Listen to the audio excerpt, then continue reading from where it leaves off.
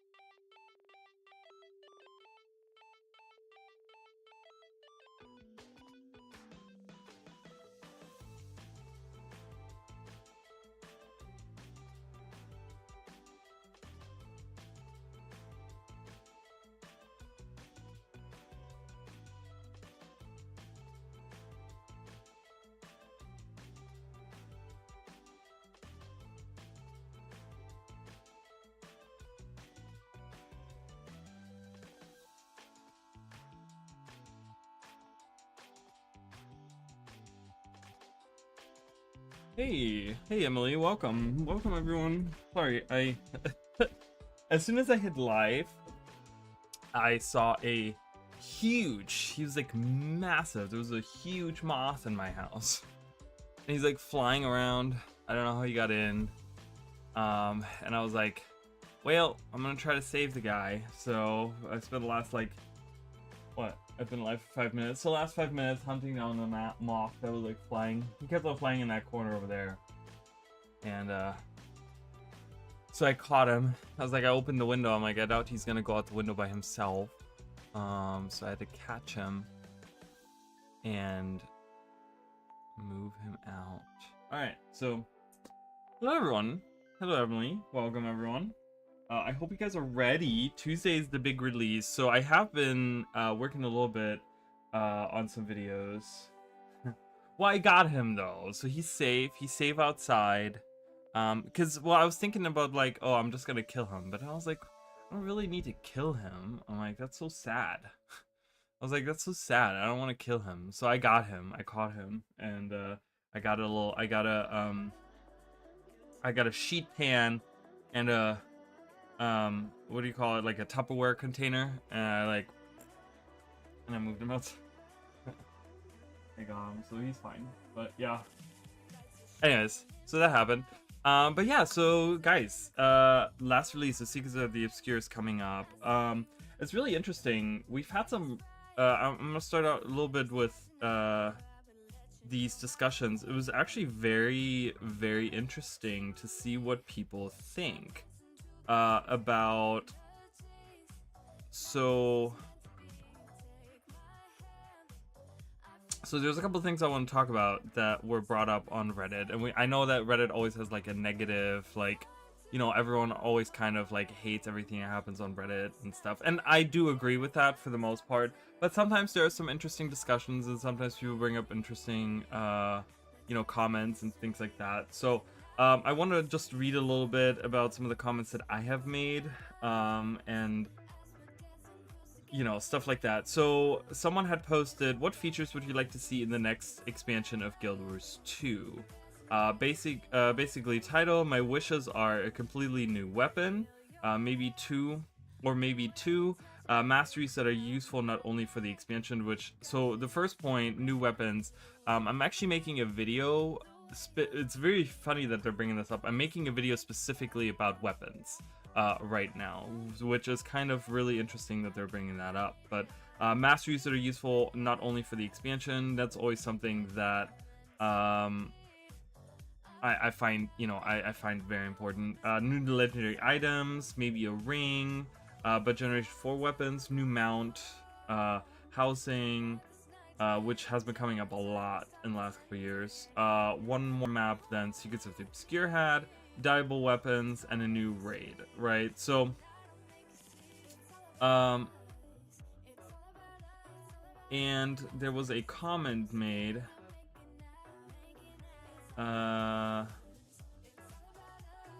something about, I don't know, someone made a comment, and I'm not sure, on this thread, right, about, isn't this what Heart of Thorns was, and people and didn't people love it? I'm surprised by all the dislike of it now. I don't, hold on. Oh, it says, oh, okay, so the actual comment was, actual content and story, sick of the do 5 events, filler story steps. And then someone said, isn't this what Heart of Thorns was, and didn't people love it? I'm surprised by all the dislike of it now. And then I said, I think the difference being that Heart of Thorns had very varied events and things to do.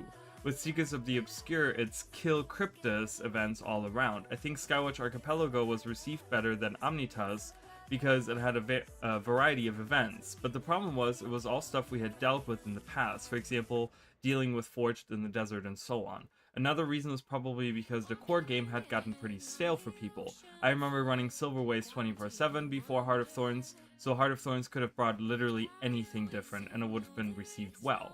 Now that we have a lot of content in the game, most people want more fun and interactive events like Grothmar Valley.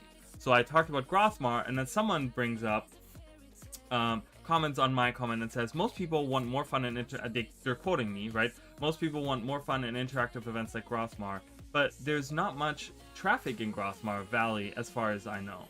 People run around farmable maps, the newest maps. Map is mostly empty except Doomlore Shrine event and maybe concert. And I said, well, that might have to do with the chilies, partly at least. You cannot get many useful items like Season 3 or 4 items. It also doesn't have, like, the 3, and I meant by Season 3 or 4 items is the equivalent of what the chilies are in Season 3 and 4. Like, in Bitter Frost, you have the berries that you can get, or like in Corna you can get the Cornan chests, you can go around and you can get the little whatever chunks they are. I forget all the names of all those little things, but those you can get a lot of stuff for, because you can exchange them for either Unbound Magic or Volatile Magic, and you can get a lot of really good stuff. Like you can get like trophies, and you can get crafting materials of other kinds. You can get like a lot of different things for it, right? And you can exchange them for other things as well. So it opens up a lot of stuff, including doing, like, Season 3 had like a bunch of legendary weapons as well that you kind of can work towards. So I said, It also doesn't have much in terms of a meta that is super rewarding. Also, I think in terms of event variety and mechanics within those events, Grothma outdoes a lot of other maps. Sadly, there's indeed not much of a reason to go back to it, but when it initially came out, people loved that map. And then someone said, I still love that map, but you're right, I only have a reason to go back for fun. There's nothing I can earn there that helps me out as I work on other things. Otherwise, I would totally be there all the time. It's so pretty and the events are just fun. If I can convert the chilies into something like I can with Eternal Ice, right? So that's kind of brings me to the point of like, you know, Grothma Valley is such a wasted map because there's no reason to go back to it, but it's one of the best maps they've ever done. You know, one of the best maps they've ever done. And that wasn't the one that I wanted to talk about. There was one comment that I made, which actually ended up getting a lot of upvotes, and I was expecting the community to give me a lot of hate, okay? And I wasn't really expecting, I don't know, because usually when I post something on Reddit, I usually get a lot of pushback, right? Because I'm usually one of those people that maybe I look at things a little bit differently, or I don't know. It's different because I feel like on Reddit it's a lot of circle jerking, right? And it's just like it snowballs, right? Like one person says something and they get like other people riled up into the same thing. Then I felt like, I don't know, I felt like I was gonna get pushback. Anyways, so the post on Reddit was, they quoted ArenaNet saying, we'll post a development retrospective blog, and I've talked about this, right? For Secrets of the Obscure, that talks about what we learned from the process and how we're taking those lessons forward into our next expansion. Okay, and someone said, so I'm curious, what do you think they should have learned from this process? So I made a really long comment, which ended up getting 59 likes, which is probably the most I've ever gotten on any Reddit post. That's not true. I have gotten more, but I was just surprised to see. I was thinking, because again, I wasn't trying to be negative, but I was just like trying to point out certain things, and I guess people really kind of agreed with me on it, and it ended up like creating like a kind of a little thread there. So, but I wrote, the issue that I'm having is that ArenaNet always tends to say they learned, quote unquote, something and are always looking to improve, yet they keep making the same mistakes or even get worse with it. I know End of Dragons wasn't received super well, but I still think it outperformed Secrets of the Obscure by a long shot. And Path of Fire, I think, was better overall compared to End of Dragons, and in turn, I also think Heart of Thorns outperformed Path of Fire. Obviously, those are probably subjective views, but the mistakes are still pretty clear. So if you're telling me you're looking at metrics, looking at feedback, listening to the player base, and being transparent, I would expect things to get better. Secrets of the Obscure is 2 steps back, in almost every way. Everything fell flat. Story, enemies, content. As someone that loves the lore as much as I do, Secrets of the Obscure started out amazing, and everything Nyos was just a huge dumpster fire. Massive waste of potential. Unfortunately, that brings us to a question, and all I can say is that I'm expecting them to once again say they learned I had a typo in there, I didn't even see that. Once again, they say they learned from the experience and the releases, only to go back and do the same mistakes again. If I had to choose something that they learned, I would probably say that I hope they learned how to split their teams or workload or whatever up, because it feels like they had their A team make the initial release of the expansion, which most people really enjoyed. It set up a cool expansion, and yes, I will say Mabon was wasted, but for the most part it was intriguing, including many things in the lore that were forgotten, and even content-wise, I would say rifts and convergences are not a bad idea. I was waiting for improvements on those 2 things in particular, but they stayed as stale as the day they were implemented. I think I've done convergences about 4 times now. I really dislike both rifts and convergences. But then, post-initial releases happened. They seem to have been made by Team B, or interns or something, where everything interesting was just left behind, and Cryptus, however intriguing they initially were, ended up just being incredibly humanized and felt like any other enemy. No mention of Mersad, Zoja is gone completely from the story, Nyos being released over 1 year but almost smaller in size than Queensdale seems weird and uninteresting, with no cool lore bits and secrets to find, pun intended. Everything about the release post-launch just felt off and not good in any way. So hopefully they will learn something, anything at this point. I know this sounds incredibly bad, but I just want the game to be as amazing as I know it can be and at the forefront of gaming. To put it simply, look back at how good the initial release of Secrets of the Obscure was, including the marketing and such things, and improve on that. So that is something that you guys will hear me say once I do the review. Probably we'll talk about it in a couple of days on Tuesday. We'll talk about that kind of stuff. But that's kind of how I felt. Specifically talking about when ArenaNet always comes with, we want to be transparent, we want to learn from the experience. What have we learned? Da, da, da, da, da. But to me, like I said, when I look back, like if I was a new player, you know, or had only been playing for a few years or something like that, I would be like, oh, okay, yeah, they're looking to improve and stuff like that. But then I look back at, you know, how many times they have said those exact words about how they learned, right? They learned after Heart of Thorns, they learned after Path of Fire, and they learned after End of Dragons, only for, you know, by the end, like, releasing Icebrood Saga. And I know that there was a lot of other factors that went into it, but, you know, they should have known that Icebrood Saga was going to be a huge, like, mess, you know what I mean? And then going, you know, after that should have really been, you know, or End of Dragons came after Icebrood Saga, but Icebrood Saga was kind of like the stopping point, right? And then they released End of Dragons, and End of Dragons wasn't received so well, right? And like I said, for me there was like a stopping point, right? Where it's like, okay, you don't have to release a specific content anymore. You have a blank slate of content, you have a blank slate of story, you have a blank slate of characters, you have a blank slate of everything that you need to do, that you can, or that you can do, right? There's nothing that you need to do, that you need to include. You have the freedom only for the next expansion to come out to not be good, right? They tried to do a new format, they tried to do something different, and it just, in my opinion, just failed. You know, it's not. Secrets of the Obscure is overall right now, I mean, tomorrow, in a couple days we have a release coming out, and I guess my judgment will be, you know, my personal judgment will be at that point. But for me personally, I'm like, I just feel like it was, like, again, mismanaged a little bit. You know, it was just, it could have been something really cool, and I'm not being really cool. So, you know, unfortunate. But then people said, and this person had a good point, actually, I will say. They commented and said, part of this problem is because since Heart of Thorns, ArenaNet haven't actually been able to learn from their expansions and living worlds. Each time they get close to, they're forced to shift gears. When they have had a chance to do so, they always have done great work. Living Worlds Season 4 was amazing. They took lessons from Living Worlds Season 1 and 2, Heart of Thorns, Path of Fire, and they put together a gorgeous and engaging story with interesting maps all along the way.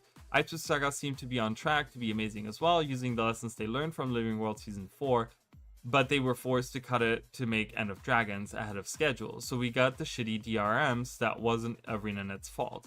And then they finished End of Dragons, and it's amazing, and this is kind of weird, this is where they lose a lot of people. And then they finish End of Dragons, and it's amazing, using the lessons they learned from Heart of Thorns and Path of Fire, but they're told they need to start making expansions more frequently like other MMOs, so they have to shit out Secrets of the Obscure as quickly as they can.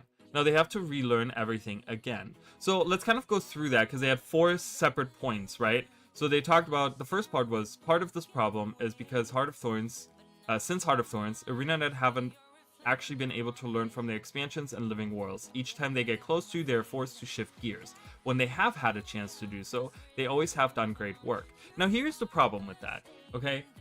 Not that I disagree with this, but the problem with that is that you're saying they haven't had a chance to learn from the expansions every time. But then why are they telling us that they have, right? It's the point I'm trying to make is not necessarily that, you know, that I don't believe ArenaNet can't do it, right? Or that they can't learn from the mistakes or whatever, yada yada. But the problem is that they keep saying they learned, right? So they're pretty much lying to us. If it's true, if what this person is saying is true, and they haven't had the chance to learn from the expansion, why approach us in your blog post and say that you have learned from the experience, right? Then, you know, you want to be transparent, right? ArenaNet doesn't understand what transparency means. Transparency means honesty, okay? Transparency means that you have to be honest about the things that are happening, okay? That you are truthful, that you tell us what's going on in the background, right? They chose to be transparent. It's not that they have to be transparent. It's not that the player base asked them to be transparent. They approached us and said, we want to be as transparent as possible. Okay, then tell us in truth that you haven't been able to learn from the experience. But that's not what's happening. ArenaNet is telling us after each expansion, oh, we have learned from the experience and it's gonna be better. We're gonna show you guys that we're improving. We're gonna show you what we can do better and then make it worse. So it's kind of like, okay, I don't really see that point. You know what I mean? Because it's like, if they haven't been able to learn from it, then they shouldn't tell us they have. Living World Season 4 was amazing. They took the lessons from Season 1 and 2, Heart of Thorns, and then put together an engaging story with interesting maps all along. I completely agree. Season 4 was probably the peak of Guild Wars 2 as of right now. I mean, you know, the game isn't done yet. There could be another peak at some point, but as of right now, I want to say Season 4 was peak. It was really, really good. It came out of a pretty decent expansion. I think most of the maps for Season 4 were pretty good. I know there was some things like Joko being defeated really quickly and yada yada yada, but I think overall the story was really good, very engaging. You know, they did when Oreen died, they had the whole like outside of the game, they had a whole website where you could hear about the different characters and how they felt, and it was very engaging because a lot of people were just like, oh my god, right? It was very effective. It was the only death that I feel like that they have effectively used in the game, and it wasn't even a permanent death, but it's one of those things where it's like, you know, Oreen died and we couldn't, and it was just like, it was world shattering, and that was such a great way to write a death into the game, right? You take one of the main characters, someone that we've been attached to for a long time, that we personally have a connection to, like we raised Oreen, and then you kill her, right? It was super effective. It was really good. I think overall I really enjoyed Season 4. I think it was really good, had a great ending to it. Then the next point is Icewind Saga seemed to be on track. They took the lesson from Season 4, but then they were forced to cut it short with End of Dragons, and we got shitty DRMs. And I agree with that. I think release 1 and 2 of Icewind Saga were really good, and then it kind of slowed down. It slowed to like a halt until we got Champions, and Champions was just like awful. Okay, it was just terrible. And my issue with it, again, and I've talked about this when that came out. I talked about this numerous times when it came out, and I'm kind of upset about that. So other gaming companies would take that and they would acknowledge that. They would say, you know what, we agree with you guys that Icewind Saga was probably not a good release. Okay, they don't even have to say how awful it was, but they just, you know, acknowledgement that what we're seeing is not top notch. But they released it and they never acknowledged its existence. They never talked about anything post Icewind Saga. They never talked about anything, how terrible it ended, right? Hi, Mish King, welcome. Sorry, I'm just talking about some stuff that happened on Reddit, and then we're gonna get started. So I only have a few more minutes talking about some stuff that's going on Reddit, but welcome, Mish King, and welcome, Chidoro. Welcome, everyone. Thank you guys for being here. We're gonna get started. We have a lot of maps to go through, so this is probably gonna be a longer stream. But I just wanted to kind of talk about this a little bit. So that wasn't ArenaNet's fault. Well, the problem is, again, we're kind of they were forced. Again, we were talking about transparency, right? And ArenaNet, if they were, we are assuming these things, that ArenaNet was forced to cut Icewind Saga and then work on End of Dragons. It would make complete sense, right? But we don't know that for sure. But they weren't transparent enough with us to tell us about this. So we're now in Icewind Saga. It ends really shittily, and we were told we're gonna get expansion level stuff where we didn't even get close to a Living World season of content and interesting stuff. So it was very upsetting in that sense, right? But saying that it wasn't ArenaNet's fault, well, again, maybe the actual content drought, the how bad the content was their fault, but they could have maybe, or wasn't their fault, but they could have maybe maybe not owned up to it, but maybe be transparent enough to maybe agree with us that it wasn't good. But they released it, left it the way it was, and never acknowledged that it was awful. And which in my eyes just says that they are pushing it as this is a regular content release, and I don't know what you guys are talking about. We're not even addressing it, right? Not even addressing it, I feel like makes it so that they feel like it was a good release. Not, they have never once acknowledged that any of their releases have been bad, and that's not good. I feel like you need to take criticism, and if you're transparent, you need to acknowledge that yes, you know, certain things weren't good and we're looking to improve, but they've never once done that. So it's something that I very much don't like about ArenaNet. That they, you know, they were like, wait, what? End of Dragons was amazing. So this person thinks End of Dragons was amazing. I liked End of Dragons just for the point of going back to variety. I do not.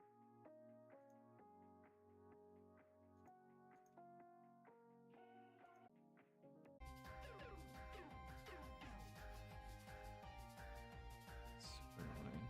Super fucking annoying. So pissed. How can I call them? No, I don't want to chat with you. Oh. Let's see. No, I want to talk to you.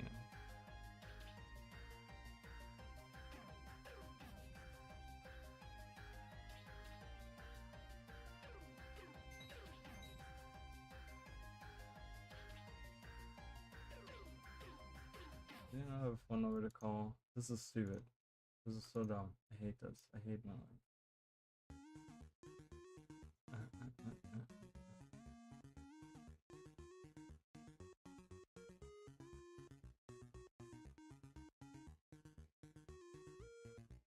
I mean, what the fuck?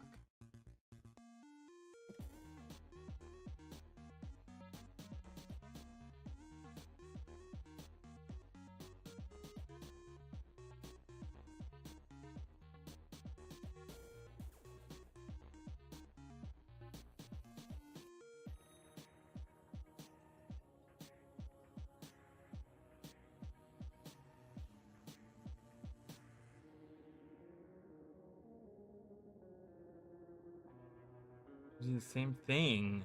Everything is AI now. You talk to an AI and like this AI doesn't know what the fuck is going on. No, we're not back. I'm just sitting here struggling still because they just nothing is happening.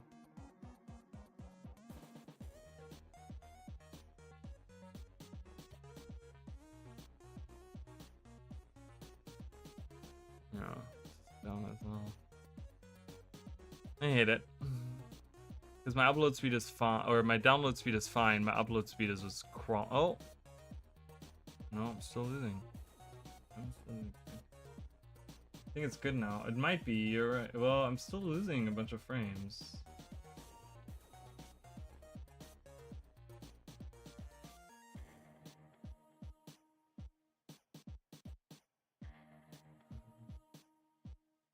It still says I'm losing a bunch of frames, but that might be because... See, that's the shitty part about streaming to YouTube, is because once your stream goes, like, blank, it kind of destroys everything. It kind of, like, it ruins the whole stream, and I might have to restart my stream. I don't know. Why can't I see my live stream? See, on the... Like, on the YouTube Studios app, I can't see my live stream. I have to go into my YouTube, my regular YouTube app in order to see it.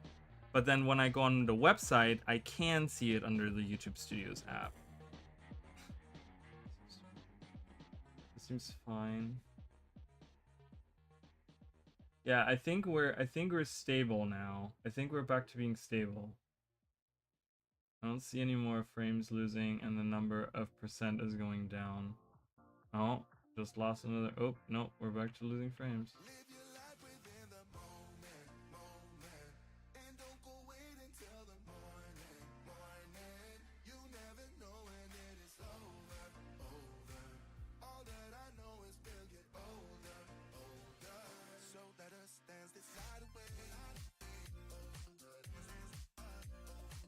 Okay. Well, I'm gonna try to stream.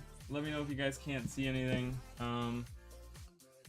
It's telling me. I'm gonna refresh chat as well. Maybe see if that helps. And it still tells me that I'm losing a bunch of frames, even though my speed is like super high right now. So I don't know what's going on with that. But...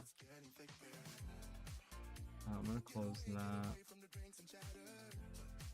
Yeah. Okay. It seems to be fine now. The speed. Okay. I tried to refresh chat. That didn't work.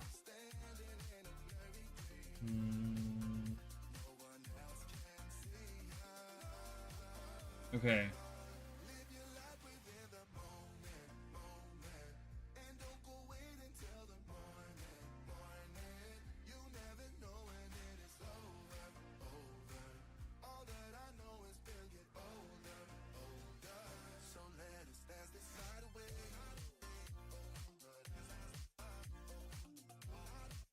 Okay. I'm just gonna get started. I don't really care.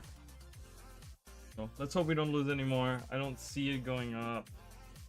I lost like 15,000 frames, which is just like as a save for me. Okay, good. All right. So, anyways, I was at the end of that whole Reddit thing, anyways. So, but yeah, it'll be interesting to see on Tuesday exactly how the release is and how people are perceiving it, because I'm just one person, right? And I don't have any polls, so it doesn't really matter what I think, kind of thing, you know. But yeah, we'll see. Yeah, I'm still losing frames.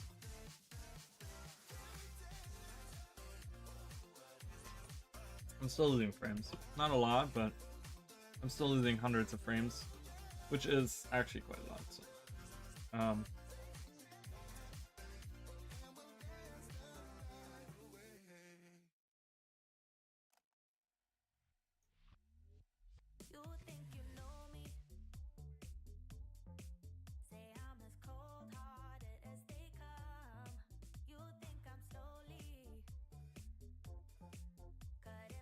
okay, anyways, so let's get started. So last week, or well, this week, we ended with the Arkjok Ward.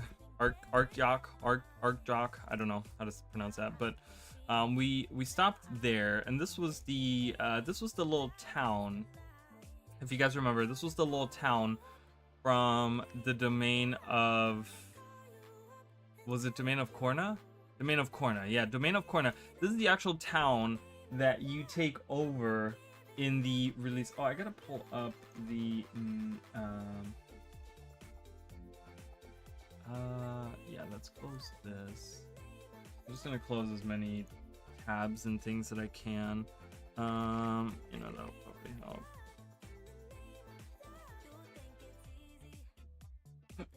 Oops. It's not. No. Let me just pull up the guide. That shaman's guide, so that I can, properly tell you guys. So, no, further south.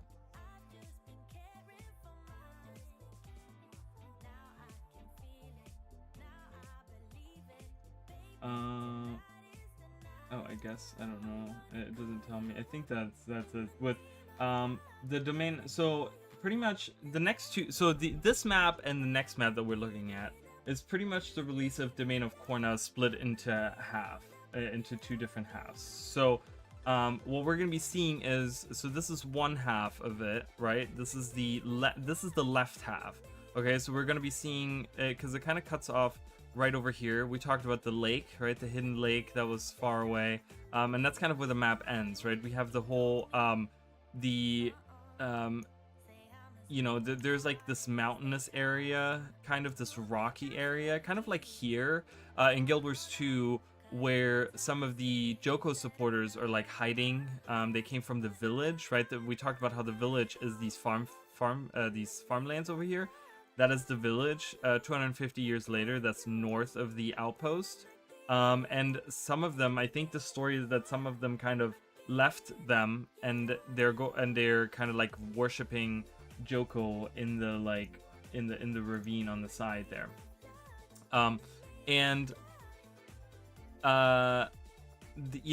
kind of weird because the space feels like a lot larger, like in Guild Wars 1, I mean, right? Because it feels like right outside the village is where you see them, so this would be like closer, I feel like, but we can kind of imagine in that rocky area over here. This is a very perilous area too, because you come out of here. I just played here today because I made a new character. I made an assassin, and I'm running around with my assassin. I'm having a good time with my assassin, but I went here because I was looking. I had to go through this map, so I came out here and had to go through. I was trying to go through here, and I kept dying because there is like 6-7 groups that spawn here.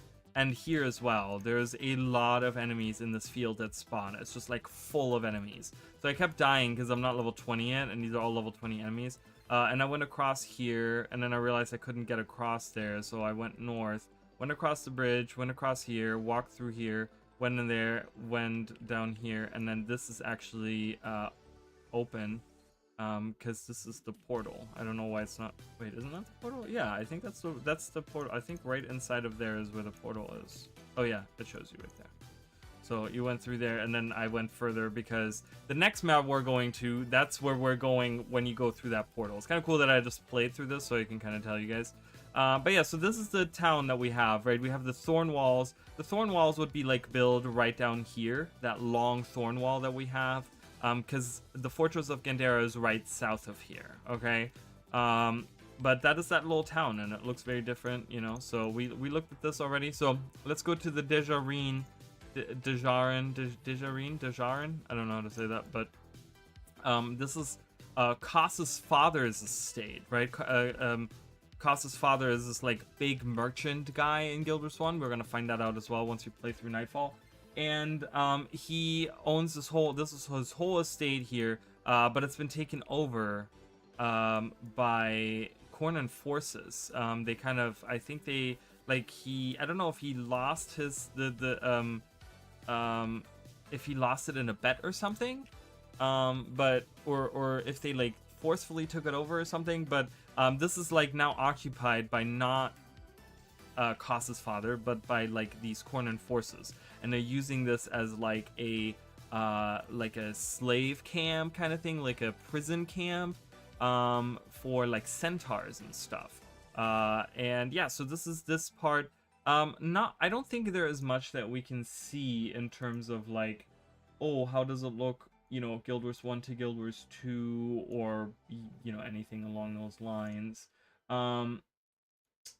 So we do see like a big river going through here, and they're actually using that as like to water the farmland stuff here. You can kind of see they do some farming here.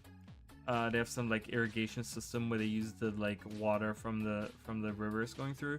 But this is in Guild Wars 2. This is the Hylic area, which is appropriate because, mind you, when you come into this map, you know, I came from here when I entered. So this is going back to the map we were just in, and you would come in here and you'd see this, which is really cool. I really love seeing the like big mountains thing and stuff like that. But this whole area over here, this is all like this whole area with the water and around there by these trees and like going all the way down here. This is all Hylic territory in Nightfall. Okay, this is where all the Hylic are. And then going to Guild Wars 2, you actually do see this whole area down here, which is now kind of mostly flooded and is that swampy area. That is all Hylic area. And then we just have to the north. I mean, the estate doesn't even exist anymore. You know, the edge of this map is pretty much where the cave is, where the Inquest are hanging out at in Guild Wars 2. We don't see that. But then in the north, we just have the big open like plain, the big open like sand plain that's there, and that's it. That's all we. I mean, you could probably say that maybe that's this area or something, because again in the northwest there's water which connects to the farmlands, the other side of, you know, the other map or whatever. So you kind of have that, but there's a lot less water. You know, all the water is kind of in the south side of this area, and then but that's all this map is. So but it's kind of interesting. So this is the actual estate. I guess this is where Koss's family actually like stays in, you know, right here. But they do have like these these prison cells. There's one here.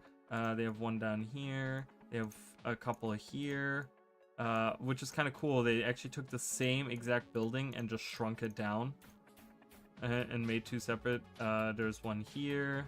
I thought there was one up here actually, but there's not. There's one right here. So, and then they have this like watchtower kind of thing.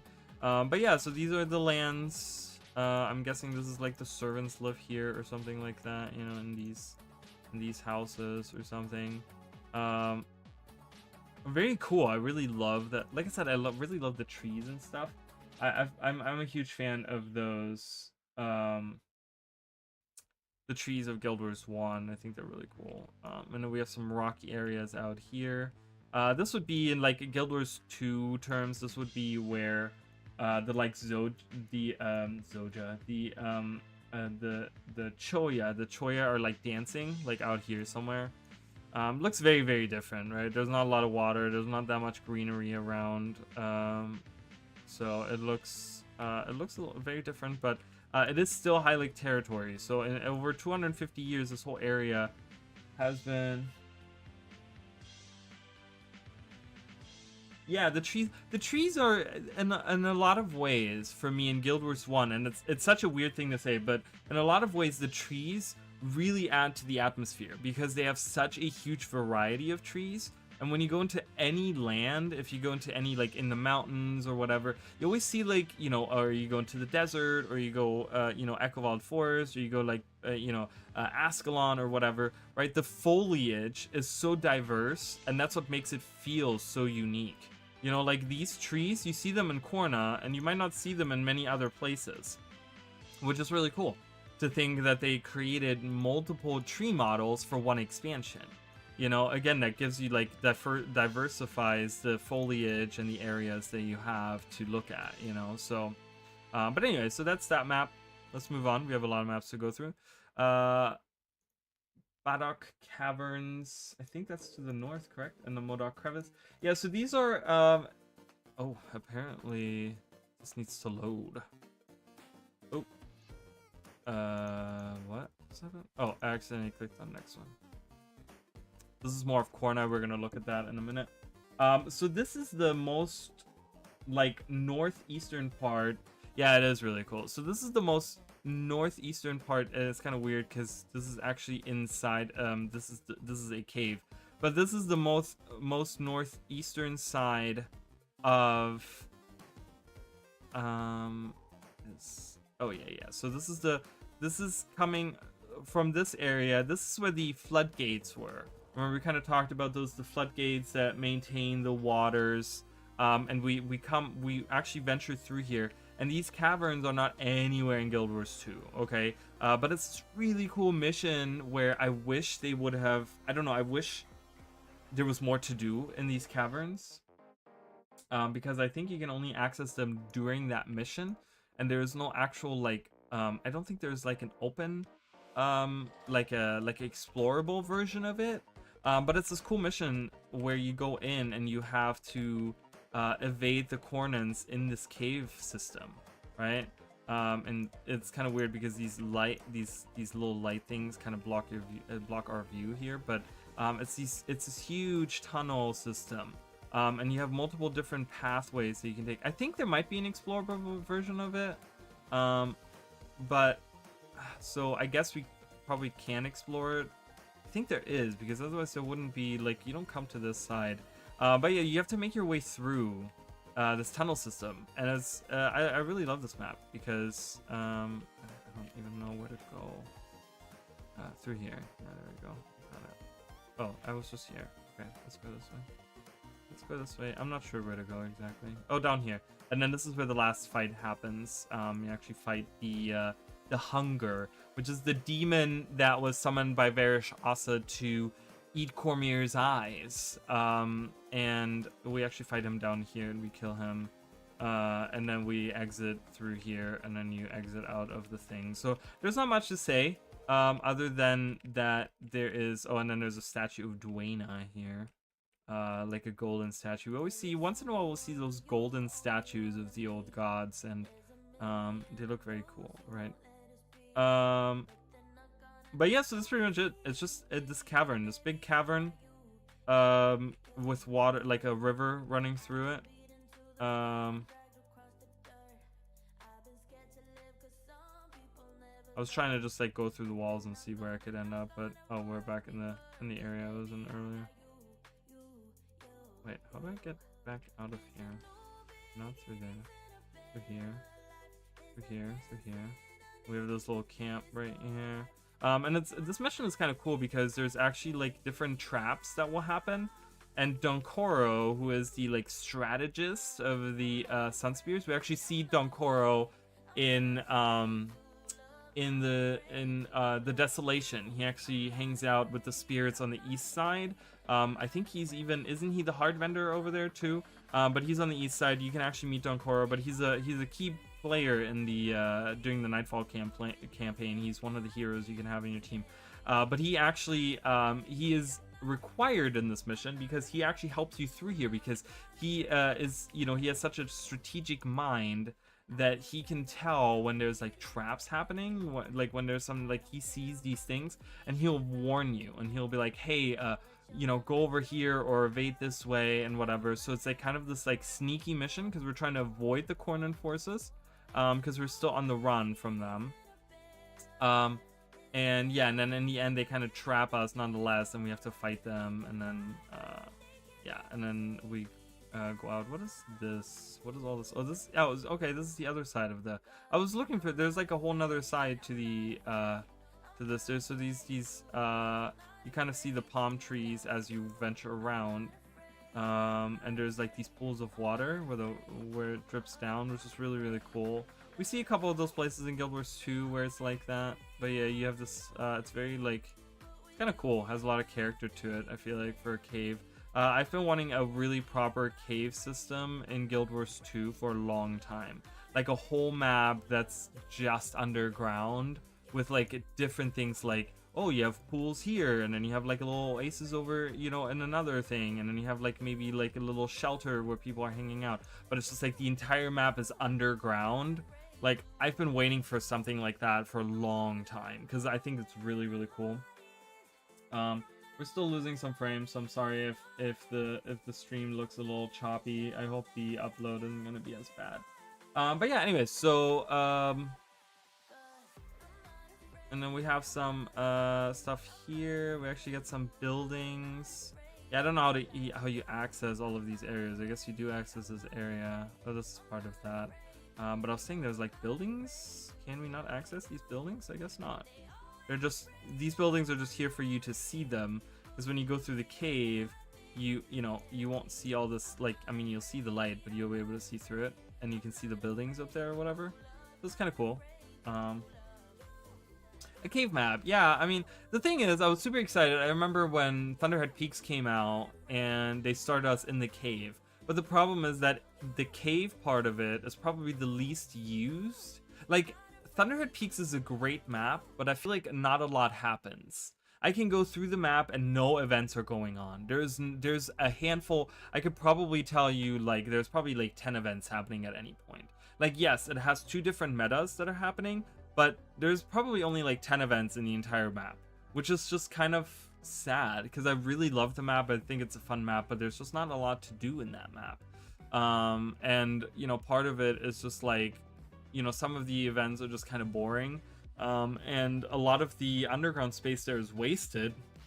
There could be really cool things happening, but that's okay. You know, maybe we'll get a really cool underground map. You know, I'm thinking something like, I really enjoyed the part of Tangled Depths that is Rada Novus. Like, that part of it is so cool to me. I really, really love that because there's a lot of cool events. You can do the event chain through there. And there's a lot of different spaces you can explore. You know, how you have the little mushroom forest underground. You know, like once you go to Rada Novus, you can go like underneath, and then there's this mushroom forest and stuff. Again, there's not too much to do, so it kind of, you know, but it is still fun. I still like exploring. Like, Tangled Depths is one of my favorite maps in terms of just like, you know, giving you the feeling of adventure. Like, I always tell people, if you're struggling with navigating the map and I don't know how much this really helps because I don't know what I'm talking about, but if you're struggling with navigating the maps, just like specifically that map, just kind of look at it as an adventure. Okay, like I would say, I would tell people, like, just look at it like you're having a little adventure. Go out and just like go everywhere and just kind of explore, and don't set yourself a goal. If you don't set yourself a goal in Tangled Depths, you'll end up in the craziest of places, and it's really cool. Like, I did an event like a month ago in there that I've never ever done, and I was like, whoa, that's really cool. I'm like, this is awesome. And I only got to it by just walking around. So it's a little bit of that. Vortex and Camp Hojanu. Now, wait a minute. Vortex? What kind of vortex are we talking about?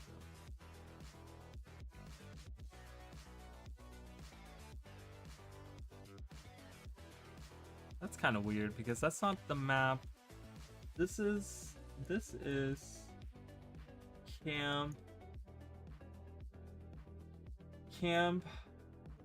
Hojanu, and then it's the Barbarous Shore. So this is an area that we do not have access to in Guild Wars 2. I'm trying to find the camp. Is that the camp? No. Wait, but that would be the camp, right? No, there is the camp. What does this lead to then?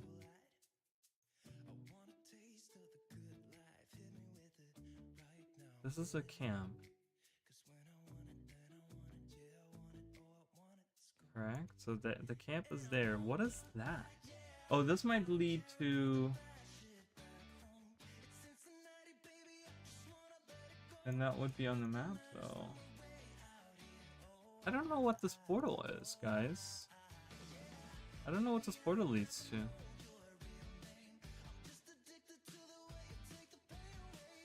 I guess we'll have to explore it when we come here, but so this map is really cool because, and we've looked at this the other day, but I wasn't exactly sure where it is in relation to anything.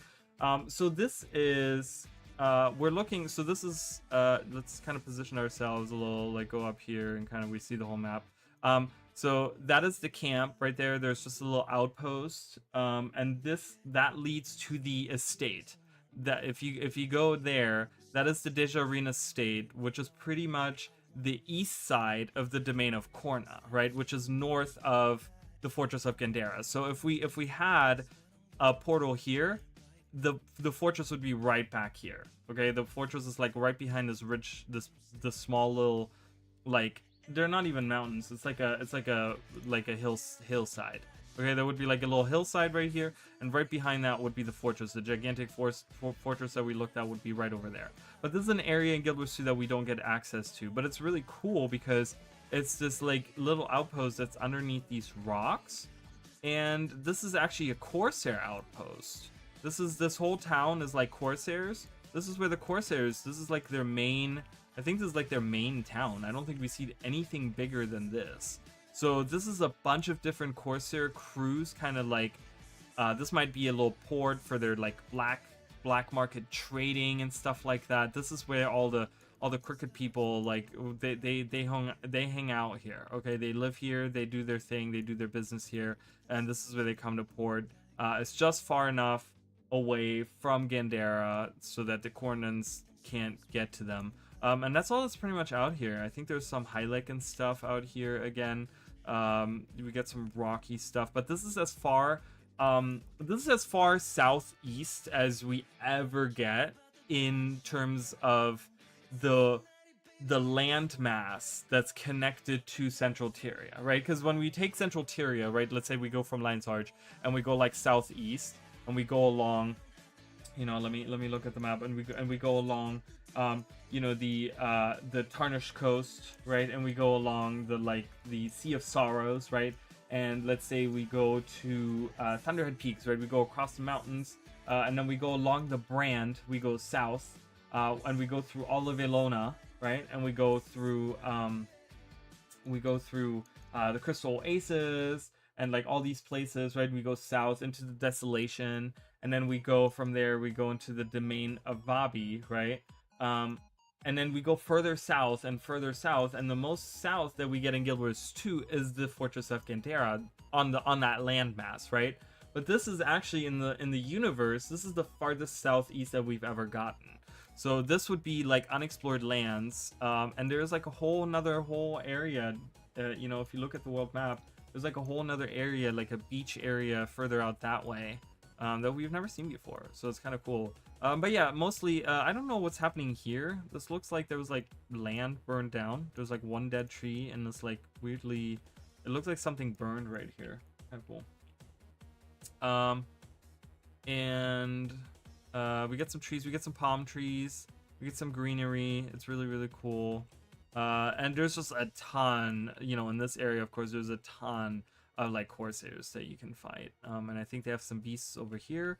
We get this cool like round structure. Like I said, there's a little camp out here. This is an outpost that you can hang out at, and with the lake right there. But yeah, that's pretty much it. So this would be, if we ever get this map, I might come back to it and we can look at this.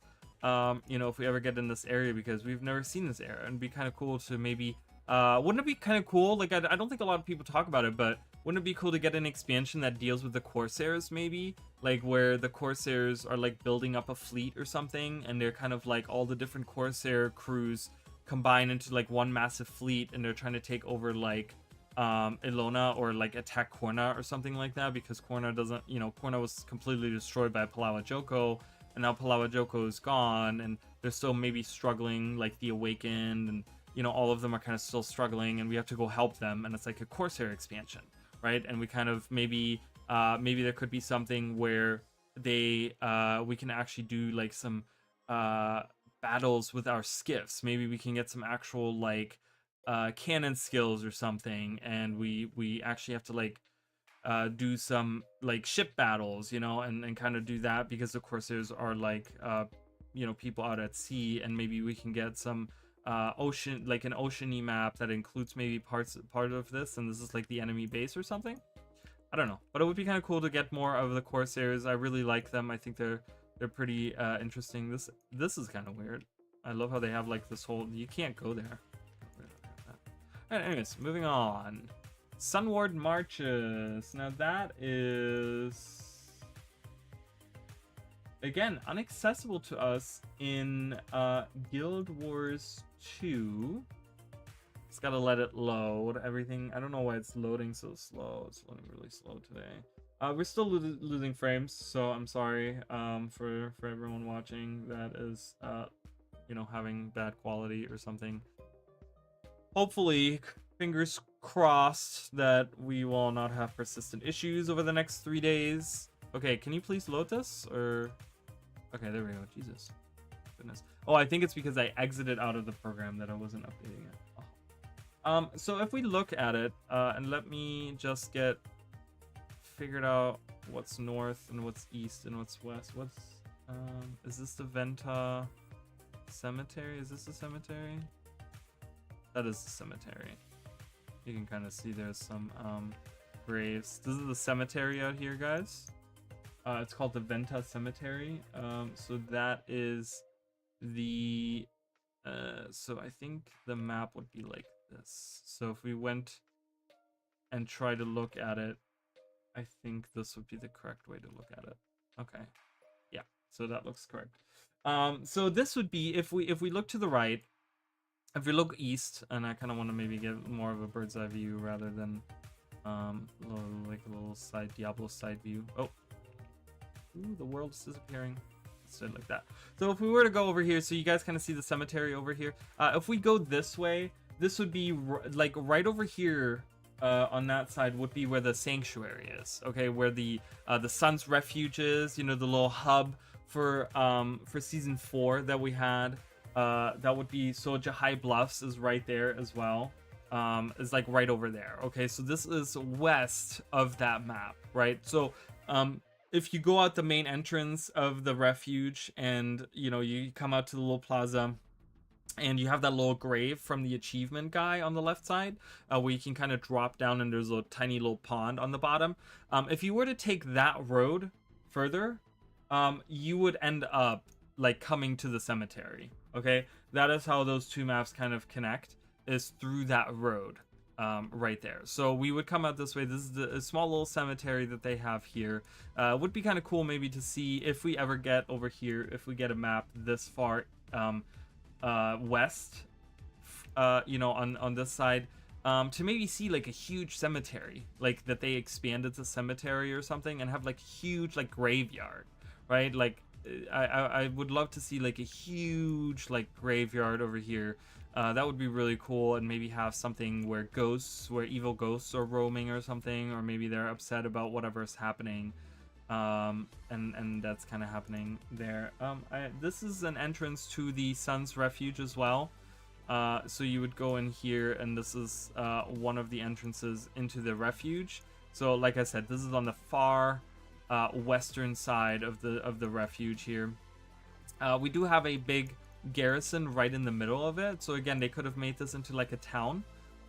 This is one of the coolest maps that's designed that way, because it has the garrison right in the middle of it with this like space. You know, they built it specifically right in the middle of this like huge space, you know. So it would be kind of cool to have a town right in the middle of the map, and then you can go out into different parts of the map and do different things. Then we have like a lake to the north here, a little lake. We have these watchtowers. That is one of the big mechanics of this this mission. Actually, there's a mission that you have to do where you actually have to, and we're going to be doing it, but we're going to be we flee the Sun's Refuge, and then we have to, or no, we come from the cemetery. We take all the sun spears that were hurt during the assault on Gandera, and we try to get them back home to Istan. So we leave the cemetery, and we have to cross all the way across with the garrison right in the middle to all the way to the other side, because over here, Sly, remember Sly, the Corsair lady? Well, her ancestor is actually Margaret. I think Margaret is her name. She actually waits out here for us to actually takes them to Istan for us. We pay her to do that, and so it's really cool design that this is where we leave. We have to get across, and they have these watchtowers in between, and you have to, you know, in order to get more experience points and more money and stuff, you have to like kind of take over these watchtowers as you go along. But they're like littered throughout everywhere, these tiny little watchtowers and stuff, and they have these traps, and you kind of go through, and multiple different ways that you can do it, because you can't go this way. This is actually, or I guess you can. Oh, I guess you can go down this way. Yeah. So there's multiple different ways you can kind of approach it. They of course tell you to avoid the garrison, because the garrison has like siege weapons, and they will start attack. They have on these like little plateaus up here, they have siege weapons placed, and they will shoot at you if you get close. So you kind of want to like make a wide berth around them.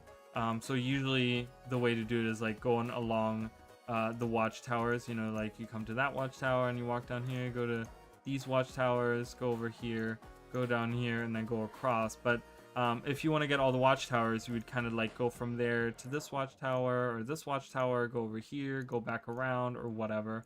I like to zigzag, you know. I like to go like from here, get all the watchtowers here, get them down here, then go over here, get them, and then like come this way, get these, go down here, get these, and then go back to finishing the thing. I think there's like 12 watchtowers. There's an outpost out here. We'll probably see it at some point. They don't show it on here. It's a huge map. Yeah, so actually we will see it, because this is Marga Coast, as well as Nundu Bay. Nundu Bay being another outpost. So looking at this, it's actually placed perfectly for us. So the map we just came from is up here. We would have to go through this little, the little outpost that I was talking about is actually through here. So you would go through here, you would go to the outpost, and then you would go to the marches where we just were. But this map is really cool. I really love this. This is another part of Korna with another garrison in the middle. And I really love this map. It has a little outpost here. There's a challenge mission here that you can do. Cool little fishing village. I really like this little village with the little tower on the side. You know, and they live on these shipwrecks. They build houses out of the shipwrecks and they live here, hidden away from the, you know, by natural division here from the Kornans. You have this little rocky shore area, like beach, you can go along, with more like shipwrecks on the side. I think corsairs are hanging out in here or something. Over here, I don't know what the oh, this is Yolan Haven. This is where you pretty much get stranded originally. I really like the red sand. They didn't use that very much, I don't think, in Guild Wars 2. This would lead to, so this would lead to the, this would lead, if we were to go this way, this would lead to the eastern side of Korna. So this would lead to, or I'm sorry, the western side. This would lead to the western side of Korna, where pretty much I talked about the farmlands and the people hanging out in the like mountainous area and they're worshiping Palawa Joka in Guild Wars 2. Like, you would pretty much run right into them if you were to go through there. This is the little village. So this is the village of, I forgot the name of it. This is the little village. This is where the Sun's Refuge. This is the back entrance. Oh, Ranjak is the village. I just actually see the name. So Ranjak is the village of Milani. Okay, Milani being Kasa's wife. Okay, and she is actually she's a dervish, but she has a connection.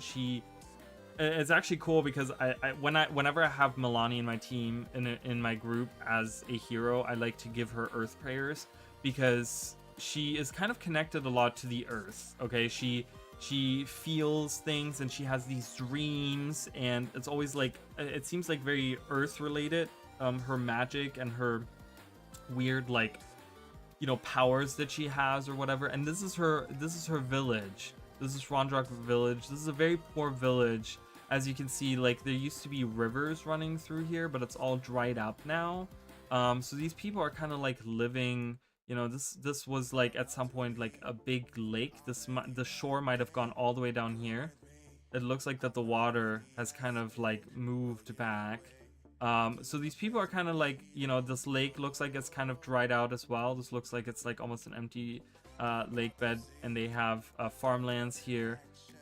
Super poor land. Like there's not a lot of water going on. And they're kind of struggling, and we can actually help them. There's a bunch of quests we can do to help them out. But they actually help us because we go into the village and we're like, what can we do? And then they tell us, oh, go through the bushes in the back and you'll find a temple to Melandru hidden away. And that's the Sun's Refuge. That's the first time we go into the Sun's Refuge, is actually we strand here, we go to the village and we're like, we need your help, please. And they're like, okay, well, go through the back of the village, through the bushes there, and there's an entrance to a cavern where there lies an old temple of Melandru, and we actually have to cleanse the temple. Just like we do in Guild Wars 2, because in Guild Wars 2, that temple has been long forgotten because the Sun Spheres have been shattered across the, you know, desert and whatever, you know, and the Sun's Refuge has been, after 250 years, has been abandoned. But we make it the Sun's Refuge, and then we come back. Fun little tree. Yeah, these little, do you mean the bushes here? The little bushes that they have in here? Yeah, it's kind of cool because you walk straight through them. And then you're like, oh, there's a portal back here. It's kind of cool. But yeah, we have a really big, there's a big tree right out. Oh, there's a big dead tree right here. I always love that little tree because it's like, he's like such an outlier out here. Again, these are like, the trees are really cool. I don't know. I don't know why I love them. I love the stone formations as well. They give it a lot of character, right? Yeah, so it's really, really cool. I love, once we play through Nightfall, we'll see how it really feels, because once you're in the perspective of you're actually like walking on the ground and you're walking and you're going into this village, right? And you're just like, you're talking to them like right here. I think the elder like stands right here or something, and he's just like la la la la, and he's like, you know, whatever, and then go through the back, and you're like, the back of the village? What are you talking about, right? And you go like, and you're like, oh wait, there is something through there. It's like kind of, it's like hidden really well, but it's kind of cool like that. And then we go into the Sun's Refuge. So we see that. Yeah, so the environments in Guild Wars 1 are like super fun. Like I said, the foliage is really interesting, and yeah, we see, I think these are like the wave animations. There's like waves that crash against the rocks here, which is really, really cool. It kind of makes it feel like a turbulent sea out there. I love going along the little beach area. There's a lot of enemies. There's a lot of scale, I think. A lot of scale hanging out, scale bosses and stuff. We can kind of see they have a guillotine here. That's interesting. Do they ever use that? That's brutal. With a little bucket for the head. I didn't expect to see that. I don't know if that's ever used in a quest, or even if that's something we can visually, because we can go there. These gates do open when we explore this area. We can definitely come here and look to see if that guillotine is there. Didn't think I was gonna see like a medieval like executioners thing, you know. Kind of sad. Yeah, and then you have this outpost out here. But yeah, that's pretty much it. So again, this is not an area that's accessible to us, and this would be really cool if we were to get like a map that was closer to, again, maybe course, if we're dealing with Corsair stuff, we could get like an ocean-y, half ocean, half whatever map here, to kind of give you that. Again, open plains here. Lots of enemies, lots of Cornins hanging out right here, I remember. We have a little graveyard again. It's kind of sad. I would love to see a map with like a huge graveyard, you know, where they just kind of like over years have like just crude, maybe even crude like this, like little graves that they have made. They don't even have to have like, you know, tombstones or something, but I feel like we haven't seen too many graveyards. I could be wrong, but it would be kind of cool, because usually when we've seen in recent years, specifically, if we've seen any, it's always been like memorial places, right, where they have like a pedestal and then they have a slab where they have all the names on them, right, which is kind of cool. I mean, I get that, you know, they did that for the Pact and Heart of Thorns. In the main camp, in the first map, you actually have, there's a little plateau where they remember all the fallen people, you know, and they do it in the Wizard's Tower as well. But I kind of want to see like an actual graveyard where like a big portion of the map is like a huge graveyard. And there's a Nightfallen version of this map as well that we're gonna look at, where this is like, and I kind of talked about this, where this like map is destroyed and taken over by Nightmare, and it's a sign of the Nightmare creeping into, you know, Abaddon's Nightmare kind of creeping into the real world. And we will see that. So Jahai Bluffs, guys, we're gonna see Jahai Bluffs. Ooh, so exciting. Right, load already. Okay, there it is. All right, Jahai Bluffs. Woohoo! So in Guild Wars 2, we have a brand that goes straight through here. Okay, this is where the brand would be going. Okay, the Sun's Refuge would be over here if you go like further that way. Okay, then the weird anomalous like areas that have the bubbles around them, I forgot what they call them, but they would be further up here in the mountains. We can't go there. Down here would be where the outpost is, the Vigil outpost. I want to make sure that you guys can see what I'm doing. So this is the Vigil, not the Vigil outpost, but where Almora's ship, like, you know, it crashes down. Right, we see that from, we're actually in the fortress of Jahai in Guild Wars 2, where we actually see the airship like coming down like in the background, and this is where it crashes down. So that would be this little town right here. This tiny little town is becomes that, or it might be further south, because I actually think that this town, maybe, I don't know. Yeah, I think it's like somewhere around here, so it's like right around here somewhere. Then this over here is where they build that little temple area. The little temple area where you start the and there's a little town here, but you actually go out further north, right, and you go around, and then you actually go, actually you don't actually come down here, you actually go this way and you go across, and then this is where the little event, I always forget what the name of that Djinn is that you have to fight, you know, and there's that branded area, and you have that big event that everyone does because you can get the like rare mini or tonic or whatever, the Djinn tonic or the Djinn mini or whatever it is, right? That would be over here. Like the temple would be built into this mountain here, and then you actually go across here. Then you have the actual so this is really cool. So you actually have the Fortress of Jagai, but right outside we have the town, right? And we do have the town where you can come from the Fortress of Jagai in Guild Wars 2. You can come across, you can go into this town, and you can help them with like planting like seeds and stuff to like help them out with their like growing stuff, and you can go all the way down to the water, and then they have the bridge which connects to right over here, and this is where the vendor is, where you can buy the armor pieces and stuff. That would be right over here on this side, and then again there's another little part of the town here, which is just like in Guild Wars 1, it has this little town here, but they make it in Guild Wars 2, they make it more realistic, because this, you know, having this doesn't look like it's even accessible by people. Like, how do you even get to the top layer? But in Guild Wars 2, they make it where it actually makes sense, right? So that's really cool. Yeah, and then the fortress itself, so I don't know exactly how it aligns, but in Guild Wars 2 we can go inside of the main area. In Guild Wars 1 you cannot, because the portal is right there, and the portal will lead you behind. It actually leads you behind the fortress. Probably a map that we will see at some point, you know, shortly, I think, in the list. Maybe not, because these are all, we're gonna be going to what's the name, we're gonna be going to Vabi, or oh my god, we're going to Cantha is where we're going. Jesus Christ. Vabi is where we would be going if we were to go north, right? But yeah, so you have, this is pretty much what the fortress looks like. If you were to approach the fortress in Guild Wars 1, you would have to come up this way. That is the only way that you can approach it, because again, we don't have mounts or anything, so I can't fly up on the side. There's no path this way at all. This is not connected. In Guild Wars 2, this is like connected, right? You can like go from this area. There's some gates built up top, on top of these waterfalls. There's that one area inside of the waterfall, or underneath the waterfall or something, where you can go in Guild Wars 2.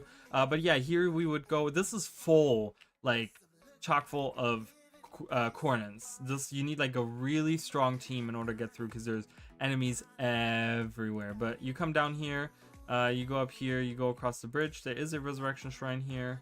Then you would go further up this way, go through the gate.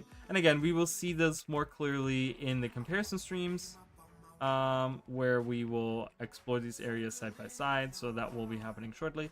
The river that runs through, we go over this bridge, and then that's where the portal is. So it's much smaller in Guild Wars 1. Guild Wars 2 is very elaborate. You can go all across everywhere. You can go on all the buildings. You can go through everything. You can go through the main area, which is really, really cool. Guild Wars 1 didn't do it really justice. In Guild Wars 2, you can really feel how massive that is.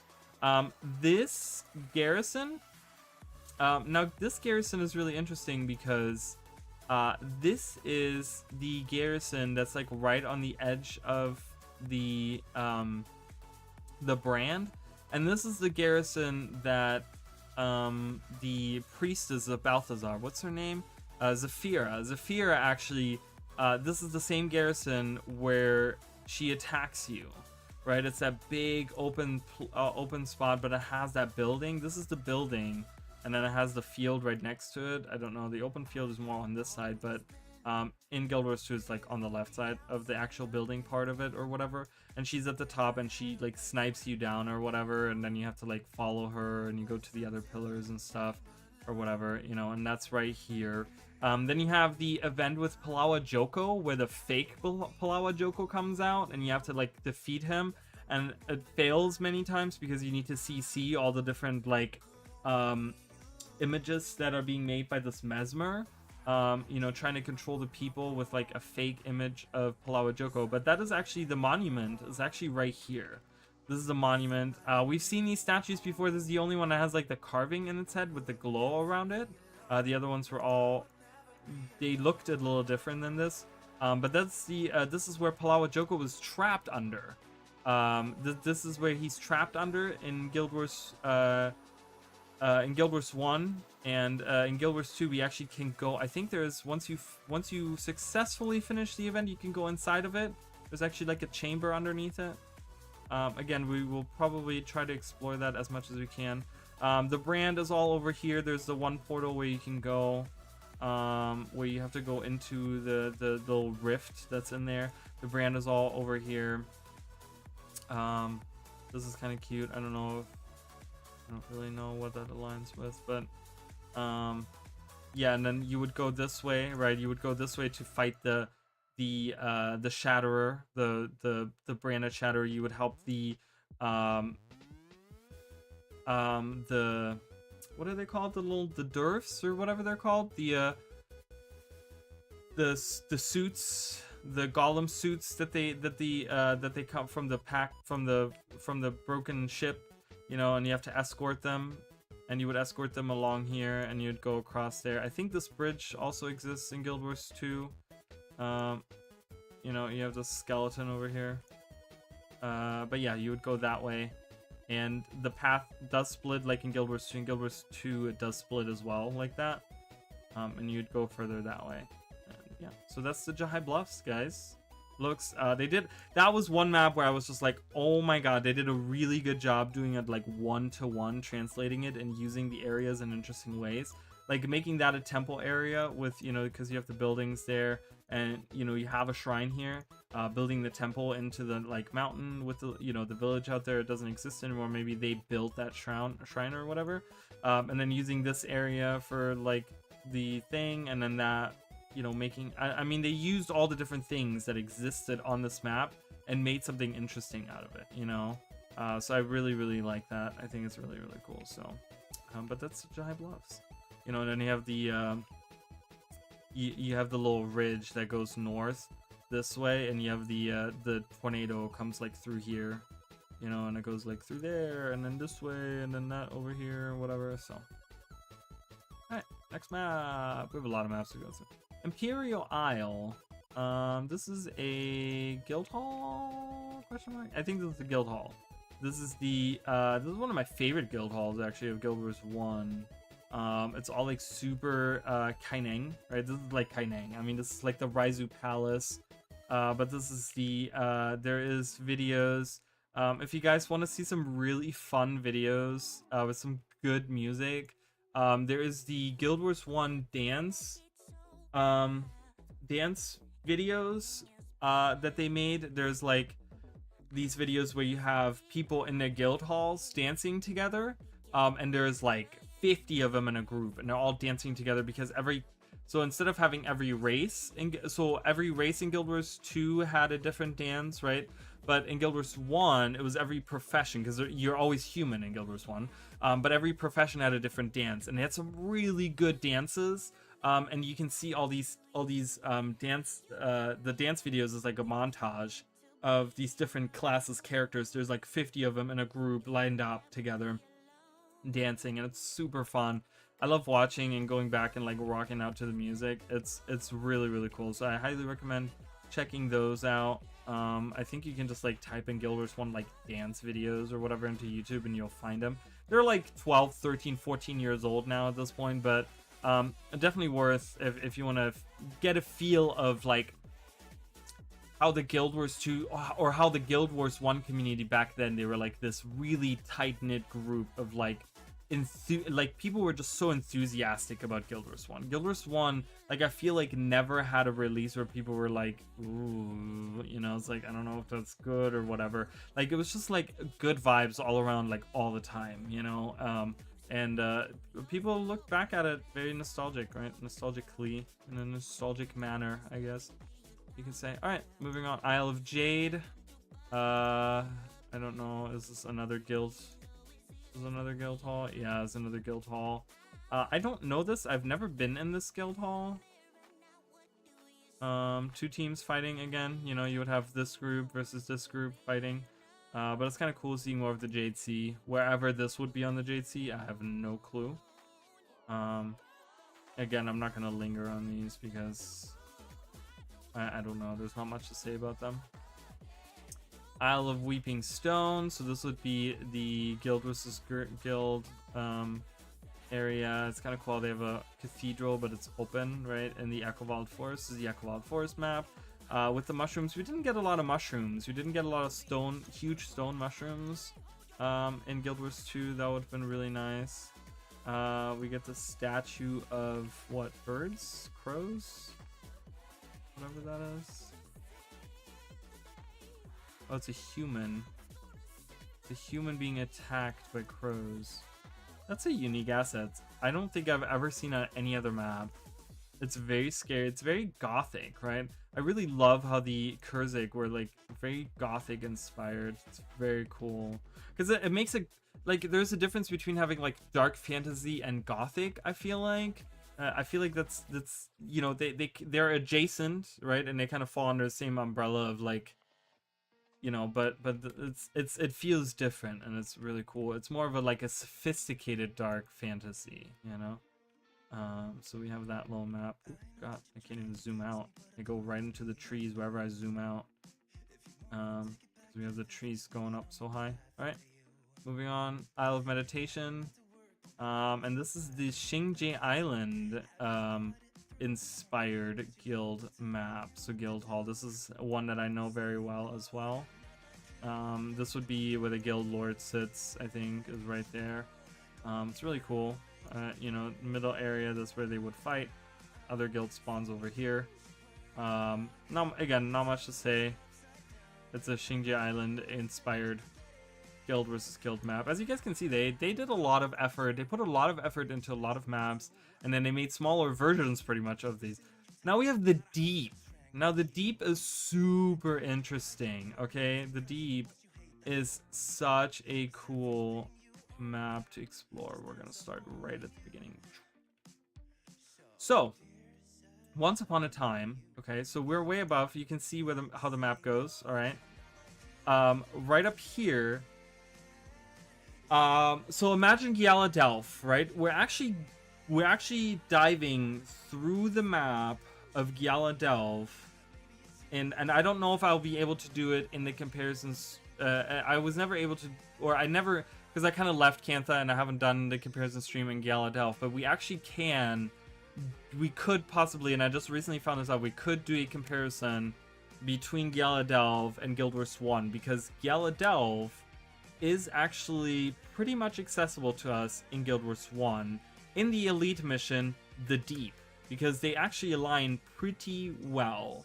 And we'll look at that right now. We're kind of, I'll show you guys a little bit of it as we go along. I'm still losing frames, so I'm sorry guys. I'm not losing too many frames, but it does happen still that I am losing frames. So let me know if it gets unbearable, if you guys can't see anything, because then I'll pause and we'll wait until it gets better. But it seems to be dropping off every so often. Anyways, so Cavalon, right? We talked about Cavalon. We've been to Cavalon recently. If you go back to the factions streams that I did, the playthrough recently of factions, you go to Cavalon, which is the capital of the Luxons, and you actually, from Cavalon, you can go down into this mined area. This is, we talked about the outcasts, right? This is what the outcasts were mining into. They were mining all the way down. This is not a straight horizontal map. This is actually, if we were to turn it sideways, we're actually going down into the jade. We're actually, man, you can see over there, do you see how this is like not jade anymore? Because you're actually going into the ground underneath the sea. Do you see how like the sea ends and we go then into the ground, and that's where Kanaxai is hanging out at? So we're actually digging through. We're going not completely horizontal, but we're digging down into the Jade Sea. But yeah, so let's kind of check it out. So we start here.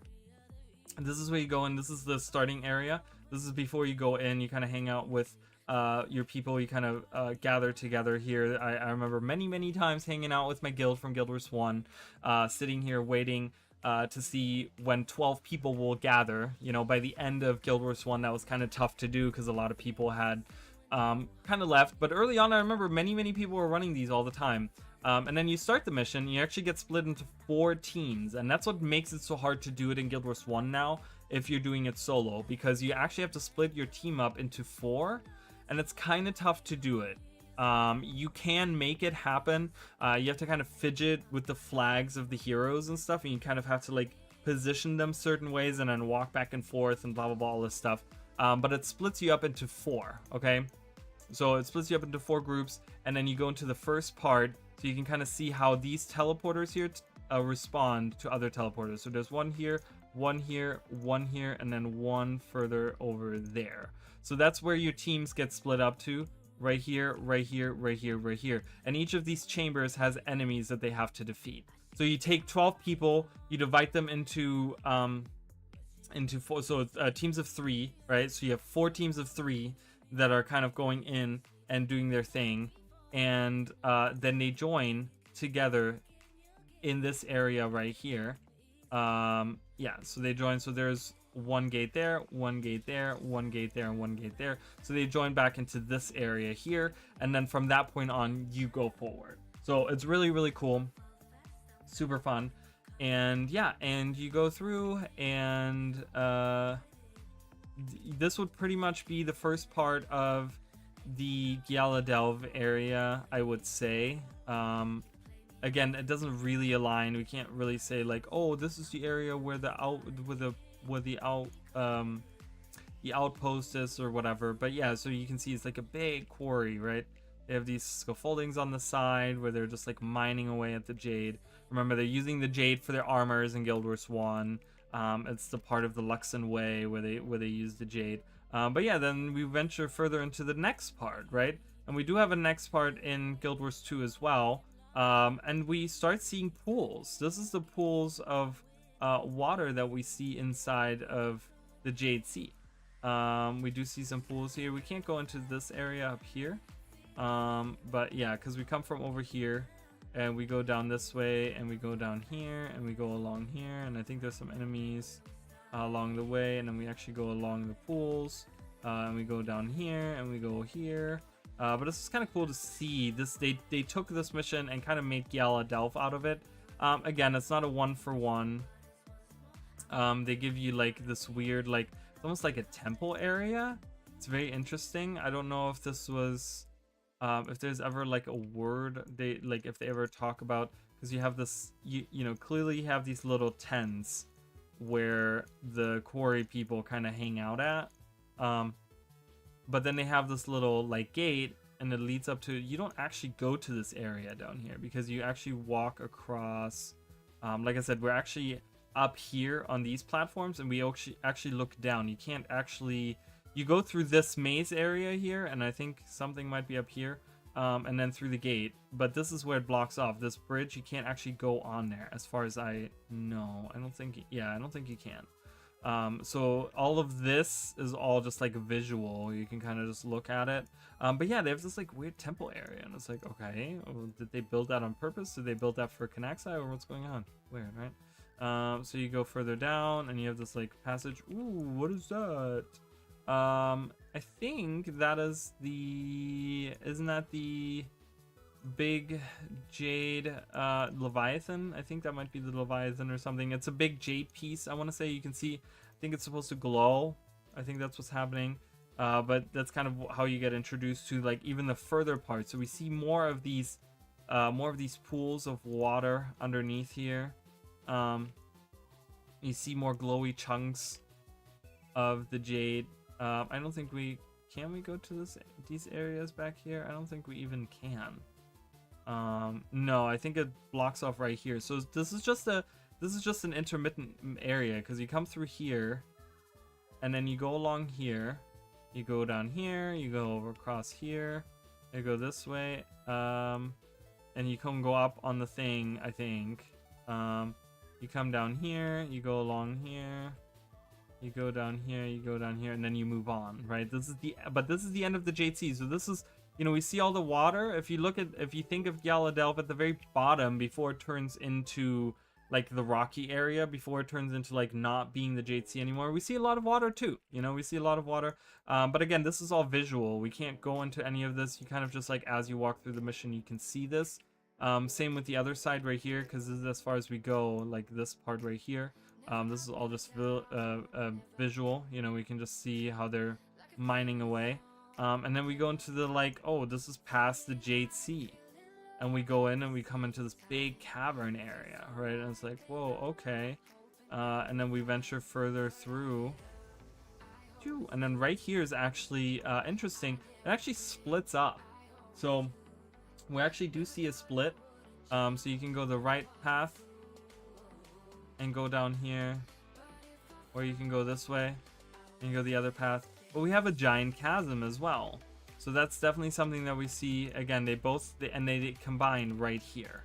Okay, because you can go, this is the left side, and you come out this way, and you go around that way, and then you go this way. Or you come out over here on the right side, and you go all the way around this way. And then you go further that way. So it has like a chasm right in the middle. Oh, I went too far. So it has a chasm right here. Kind of like in how it has it in Guild Wars 2. In Guild Wars 2, we see huge like ridges and caverns that are like endless that go down further, right? And then you go to this area, and this is where you fight Kanaxai. This is actually where you defeat Kanaxai, right there. And yeah, and this is where you actually like kill him permanently, right? Because the Guild Wars 1 encounter that we have in the Fractal, that's actually a pre-Guild Wars 1. And then you go into Guild Wars 1, and then that's when you finally completely kill him. So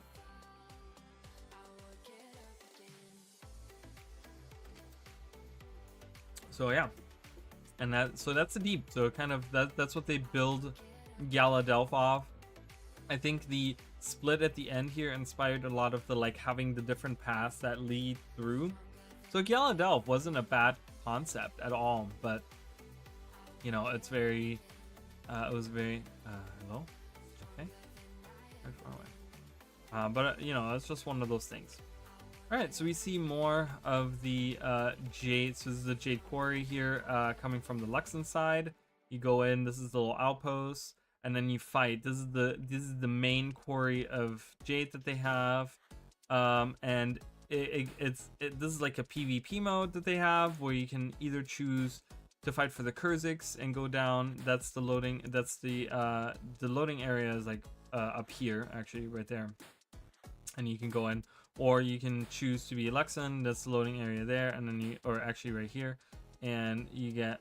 Isn't it right here? Yeah, it's right here. And then you go in, and then this is where you start. You see there's teleporters right here. You can kind of see the circle thingy. So the teleporters there, teleporters here, and they teleport you to like different areas out here. Yeah, it's kind of confusing, and they never. I wish ArenaNet would have explained more of how the whole idea, because people that are just playing Guild Wars 2 will not understand that the Fractal is a pre-Guild Wars 1 Fractal. Because the Fractal, and the reason we know this is because the Fractal in Guild Wars 2 takes place right after the Jade Wind, okay? So they're looking for survivors in the Jade Sea of the Jade Wind, okay? So, and you see there's no mining being done. It's all natural. There's no quarries or anything, right? So the Fractal in Guild Wars 2 actually takes place 200 years before Guild Wars 1. So the Fractal in Guild Wars 2, you defeat Kanaxai and he returns 200 years later. Okay, and that's when you in Guild Wars 1 you actually kill him. So it's kind of weird because they don't actually explain that. And you know, for someone that didn't play Guild Wars 1 or that doesn't watch videos like this stream and stuff, they would have no idea, because Kanaxai just says, "Oh, I will return," right? Doesn't he say something like that? It's like, "Oh, I will return," blah blah blah blah blah. So people that only play Guild Wars 2 that have no idea what's going on, they are gonna kind of expect, like, for them probably having Secrets of the Obscure come out and Kanaxai not appear, they probably are like, well, wait, where's Kanaxai? Why is he not here? Well, he's actually dead. We kill him in Guild Wars 1, so. But yeah, anyways, so there's a big wave right here. Why is it like that? It doesn't look like that in Guild Wars 1, I don't think. Yeah, so you have to, this game mode is really cool. You actually have to, these little shrines right here, you actually have to capture them. And you, there's smaller, or this is spawn point, is this spawn points right here? Yes, so these smaller little black, red, blue things are where your 3 teleporters take you. You have a teleporter here that takes you here, you have a teleporter here that takes you here, and you have a teleporter here that takes you here. Same on this side. You have a teleporter here, takes you here, teleporter here, takes you here, and a teleporter here that takes you here. And the main goal is to take these 3 shrines, okay, and hold them until I think it like slowly ticks up, and the longer you hold them, it's almost like a King of the Hill, but across 3 things, I want to say. Oh, no. Once you take them, there will be a turtle that spawns, and they walk back really slowly to your side of the quarry, and you have to protect them as they walk down. Okay? And they actually collect jade for you. So when you capture them, I think there's like they spawn shortly after or something. It's been a long time since I've done jade quarry, so I'm trying to remember. But and you have to kind of protect them. And I remember for a long time, like I've talked about this recently. I played a monk in Guild Wars 1, and I would go through and I would capture the quarries, the little areas with a ray of judgment. Remember how like we just played factions and you have that big beam coming down? So I used to do that. I used to go in, just blast a ray of judgment on the enemy group, kind of kill the whole group, and then with my healing skills, so it was like a smiting / healing hybrid build. With my healing abilities, I would and I would usually have a Paragon as secondary, so that I could use a shout to heal the turtles, as well as give them a speed buff and get them to the quarry as fast as possible, kind of protecting them from other enemies. Unfortunately, the problem with it is, as people were leaving Guild Wars 1, so there were bots that you could run, that people were running illegally. It's not legal to run these bots, but people were, and they still do, run these bots in Guild Wars 1, where it's all automated, right? They have them where they go to specific things, and they will like use specific, like they run into the teleporter, like usually right here or whatever, and then they have input commands to go to this thing and then just like blow themselves up, okay, and just take over this this area, and then they die. But the turtle, because this was captured, because they killed all the enemies there, this was captured, so the turtle will start walking back, and they respawn after a few minutes, and they do the same thing, and they kind of keep going over there. And I guess there's certain commands where, oh, this is yours still, like, because you can keep taking them over, right? So if this is still yours, they run to the next one, and then they blow themselves up, right? And that's kind of silly. I mean, I fought a lot of bots, and if you fight bots and you kind of know what you're doing, it's like super easy, because you can if you heal, like if you're a healer, for example, and you heal these, they will just kill the enemies and not die, because they do just enough damage to kill the whole group. So it's kind of funny that way. Or you can like kill them before they even get there, because they won't fight you. They're not programmed to fight you. They're just programmed to run to the spot and then blow up. Like using skills to kill themselves or whatever it is. Like, kind of crazy. Fort Aspenwood. Now this is crazy. This is the other PvP mission that you can do. Luxons make landfall, and they have to go into the Fort Aspenwood. Now Fort Aspenwood, we actually do have as part of the meta, right? And it's part of the map, so we can kind of like look at it a little bit. So, you know, looking at the front of Fort Aspenwood, right, there's a little path that leads down further. And then you have the other side. This leads to that cemetery in Echovald, right? And you have the big fortress, but it's all like super high tech. In Guild Wars 1, it wasn't super high tech. This was all like, this was Kurzik. This was like Kurzik build or whatever. And you have to lead these turtles. As far as I remember, you have to lead siege turtles inside and get to all the way down here, where they have this giant musical instrument that is a weapon. I forgot what they call it, but they call it, it's some kind of weapon. It's this like huge, what, French horn or trombone or whatever that is, right?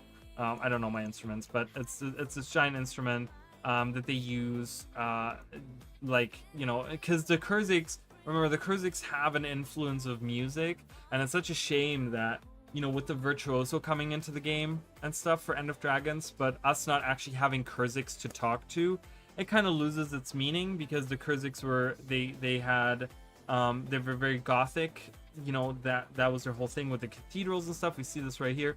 But they also had a lot of like songs. They had the Forever Trees they sang to. They had these the songs of Arboreum. I remember, I think is what they're called. That's the songs they would sing to the trees and stuff. They were very musical inspired. So they have a weapon that the Luxons want to take out. So if you're with the Luxons, you're attacking the fort. If you're with the Kurziks, which they're over here, there's another one of those gondolas. You actually have to go and defend against the Luxons coming in. So it's just kind of like really cool. It's a fun little PvP mission. But yeah, so we have the first, again, there's 2 gates, just like in Guild Wars 2. There's 2 gates that you go into, and then there's another gate after you go down like a couple set of stairs, and then you go in Guild Wars 2. Obviously you go further inside of the actual building, and it's very different, you know. It's very high tech in Guild Wars 2 and stuff like that. Dragon's Throat, we're going to Kaineng. So we're going to Kaineng now, and and I think Kaineng is one of those things that is so much more impressive seeing it from way up top than what it looks like when you're actually going through the game. And I want to look right now. So I have to load Cantha because I want to make sure that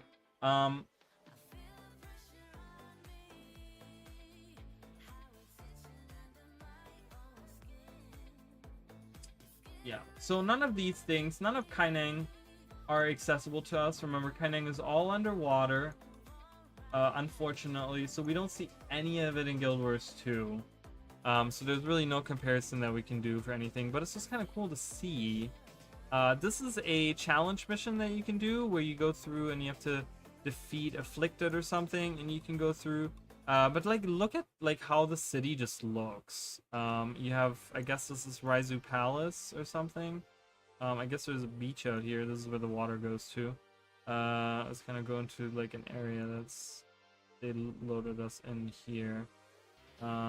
This is the, where's the starting area? Is this the starting area? No, but you can go through here. Wait, is this the starting? This might be the starting area. Maybe not. But this is one of those challenge missions, like I said. You can kind of go through, you have to remember these holes that they had in the ground where the Afflicted came out. I think you fight Afflicted in this mission. This is pretty much fighting the army of Afflicted that what's his face, Shiro unleashed on the city. And this is just one of those like kill as many as you can kind of missions, you know, and you go in and you fight them. And it's kind of underground because this is like kind of fighting in the sewers. You know, we talked about how the whole idea of Kaineng is that it's multi-layered. It's almost like how they did Heart of Thorns, a little bit like when you think of Tarir, or I would say even like more specifically like Verdant Brink, where you have like separate layers. And this is supposed to be the like a lower level. This is where all the like, you know, you have light coming through. And people live at the top, but this is this like sewers, you know, this is the areas that are like underneath or whatever, and this is where the affliction can like freely spread because no one lives down here, you know. It's just you know, and you kind of have a slums over here. Probably this is where like a lot of the poor people live, you know, next to the sewers and stuff. So, but this is one of those maps. Great Temple of Balthazar, Isle of the Nameless. So this is the area. If you look on the world map, this would be the one area that kind of has the little spots out in the water between Cantha and Elona. There's like a few little, you know, there's a spotted like little rocks or whatever. Apparently during the Zaitan disaster, all the whole island was like swallowed up, so this doesn't really exist anymore the way it is. But this is the Zaishin like headquarters. This is where the Zaishin, you know, the Order of Balthazar kind of hangs out at. This is where the Zaishin chest is that you would open up to get like really cool rewards. You get the Zaishin keys, and you have all the training dummies here. I kind of showed those off recently because we went to the menagerie, which was I was looking for it, and I was kind of walking around this island, and I was coming down here, and I walked across the beach and stuff. But there's like different, you know, you can train here, you can test out your builds. You know, this is kind of the area that they gave us to like figure out what works, what doesn't work. And then the main outpost is actually right here. You will see a ton of people hanging out here. This is the main, you can't actually go up here, I don't think. Can you? Is there ever a time where you come up here? I don't think so. But you see a lot of, there's a lot of trophies around here. So this is the main statue of Balthazar. The loading screen actually shows this giant statue of Balthazar. There's like trophies from people that won like tournaments and stuff like that. Kind of like how in the PvP hub in Guild Wars 2, you see those statues and stuff. You have that same area here, and people will hang out right here on this plaza. This is the main plaza of the area. Where this is like the portal to the instance. But yeah, so that's that. The Undercity. So we're going back to Cantha. We're kind of jumping between different things. So again, this is part of the this is part of the city, the underground city. So I kind of talked about this, how, you know, this is the lower level, again, the lower level of the city of Cantha. You know, and look at that, look at the skybox there. It was just like really cool. It's very like, it's very 90s inspired. Like this, I feel like this would be background to like, if I were to play like a Tekken game or something, I feel like that would be like in the background of the arena or something. But look at how massive this map is, guys. Look at how huge this map is. Like this is the reason why I wanted to make this video. So you have the Undercity. This is all happening underneath Cantha. Okay, so there's another layer of a city on top of this. But yeah, it's huge. It's freaking massive. And this is just one of the maps. I talked about this as well. So you actually, in the Undercity, you walk around here. And I don't know if you guys remember, but I did talk about how you could see another map above you. And these are the bridges of the Skyway. I talked about how the Skyway is right above the Undercity, and you can actually see the bridges from underneath, and you can go, and when you're on top of the bridges, you look down and you see this area. This is two separate maps, but you can see them in relation to each other on top of each other, kind of giving you an idea of how they kind of align or whatever. You can go all the way, as you guys can see, I could go down here and then here into the like sewer water. This is the lowest level of it. There's a lot of like Kappa hanging out here. There's like a huge army of Kappa, I think that's like somewhere around here, that hang out in the sewers and stuff. But this is the Undercity. It's this is probably the nicest place. This is where some merchants gather. As you can see, it looks like the nicest part. I want to look for the most intriguing part of this map, which is actually the Ampha. So the Ampha, remember, so I always talk about how the factions was always like two things opposing each other, right? Factions was always like, yes, different factions fighting each other, but there was always like opposing ideas. You know, we have the Echovald versus the Jade Seat, right? And those were the opposing forces. They looked very different in the way that they were designed. The Jade Seat being this like, you know, crystallized seeds, all very bright and very like, ooh, like kind of idyllic in a way. And then you go to the Echovald, and it's very dark and gloomy and gothic and just kind of scary forest, like dark fantasy kind of thing, right? Opposing kind of, pretty much the idea is very opposing to each other. You know, you have the Luxons versus the Kurziks based off of those areas.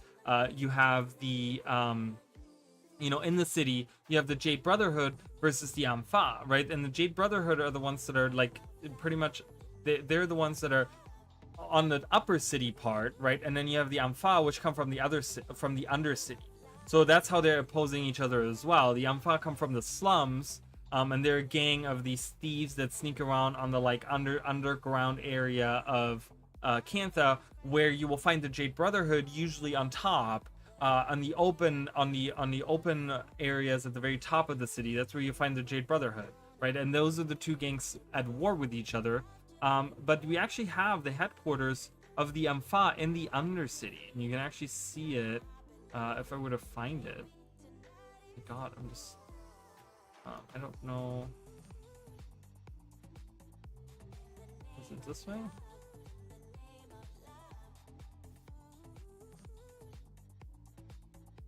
It's somewhere down here, isn't it? Down here. There it is. So you actually have these, you see these flags. So you come down here, and it's as you can see, it's the furthest removed. Like there's no housing really. This is like a weird like industrial like walls and stuff. There's like they're blocked off. There's not a lot of people, so this is like the furthest removed from like civilization almost. As you can see, like I have to go very far to actually get to like this part again, right? So you go through these like rocky tunnels to get. See, I've already lost it again. It's very hard to find if you don't know where you're going. Like and you go into this area, but you actually have these flag poles here. You kind of see these so when you go in game, you actually have the flag that has the symbol of the Ampha is actually on it. So this is actually the main outpost right here. This little area is their main outpost with this, and we're gonna see that at Nightfall because there's a quest that actually brings us to this. This is so this entire area is one map of Guild Wars 1. So when you go into the Undercity, this is one entire map. Okay, like look at how huge this is. Like the maps in Guild Wars 1 are massive, and we're gonna see a lot of these, but this is all one map. Okay, like I can go through all of this. This is all one map. Like I go through here, I go through here. This is a portal into another area, but you can see past there is nothing. Okay, so this is the one end of the map, but you can go around all of these areas. This is all one map. There should be a portal right over here leading back out, but again, past there is nothing. So you go back into it. You go through all of this. This is all one map, guys. This is all a huge freaking underground map. Super cool. One of the reasons this is again a dead end here, but this is one of the reasons why this game is so fantastic. It's like it has these huge areas. You can go all around in here. I didn't really explore here earlier. You can go down here, and we're back to this statue right there. But yeah, so this is all like one freaking huge map. I'm trying to find like other areas of the and then we have this area, right? We go over here. This is where the outpost, the Ampha outpost would be. I don't know what this is. I don't know what's going on. I don't know what's happening here. This is not part of the map that you can access. I don't know why this is even in here.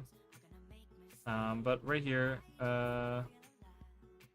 yeah, there's a whole, I haven't even talked about that. I'll talk about that area in a minute.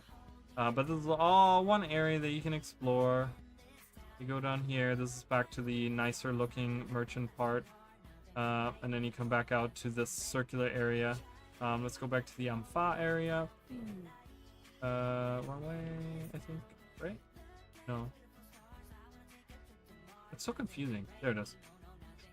So this is the Ampha main area right here. It seems really big.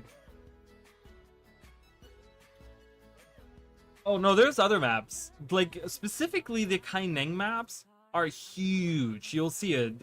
Like we're getting into the Canthan maps now. You'll see how huge the Canthan maps are. And it's interesting because you can't in Guild Wars 2 you can kind of get a feel for the scale because I can get on my sky scale and I can fly up in the sky and I can be like, whoa, okay, I can see the whole. You get a bird's eye view and you can really see like how far things stretch, right? You can take your roller beater and you can kind of like you fly through and you're like, oh my god, this is like really far, you know. But Guild Wars 1 doesn't really give you the feeling because you barely ever get a speed boost. You can't jump. You can't climb on top of a mountain. You barely ever get like an overview. You kind of just like walk around. You're just like, okay, I'm walking around this area, but it's huge. It's massive. So, but yeah, so this is the Ampha area. Again, there's a couple of these. This is the other side of it. There's again, the flags would be here. So this shows you that this is where the Ampha are hanging out at. This is their main main outpost with a statue of Melander right there. Then we have, let's go back through here, and then it's through here. No, wait, wasn't it? Or is it through here? No, it's through here.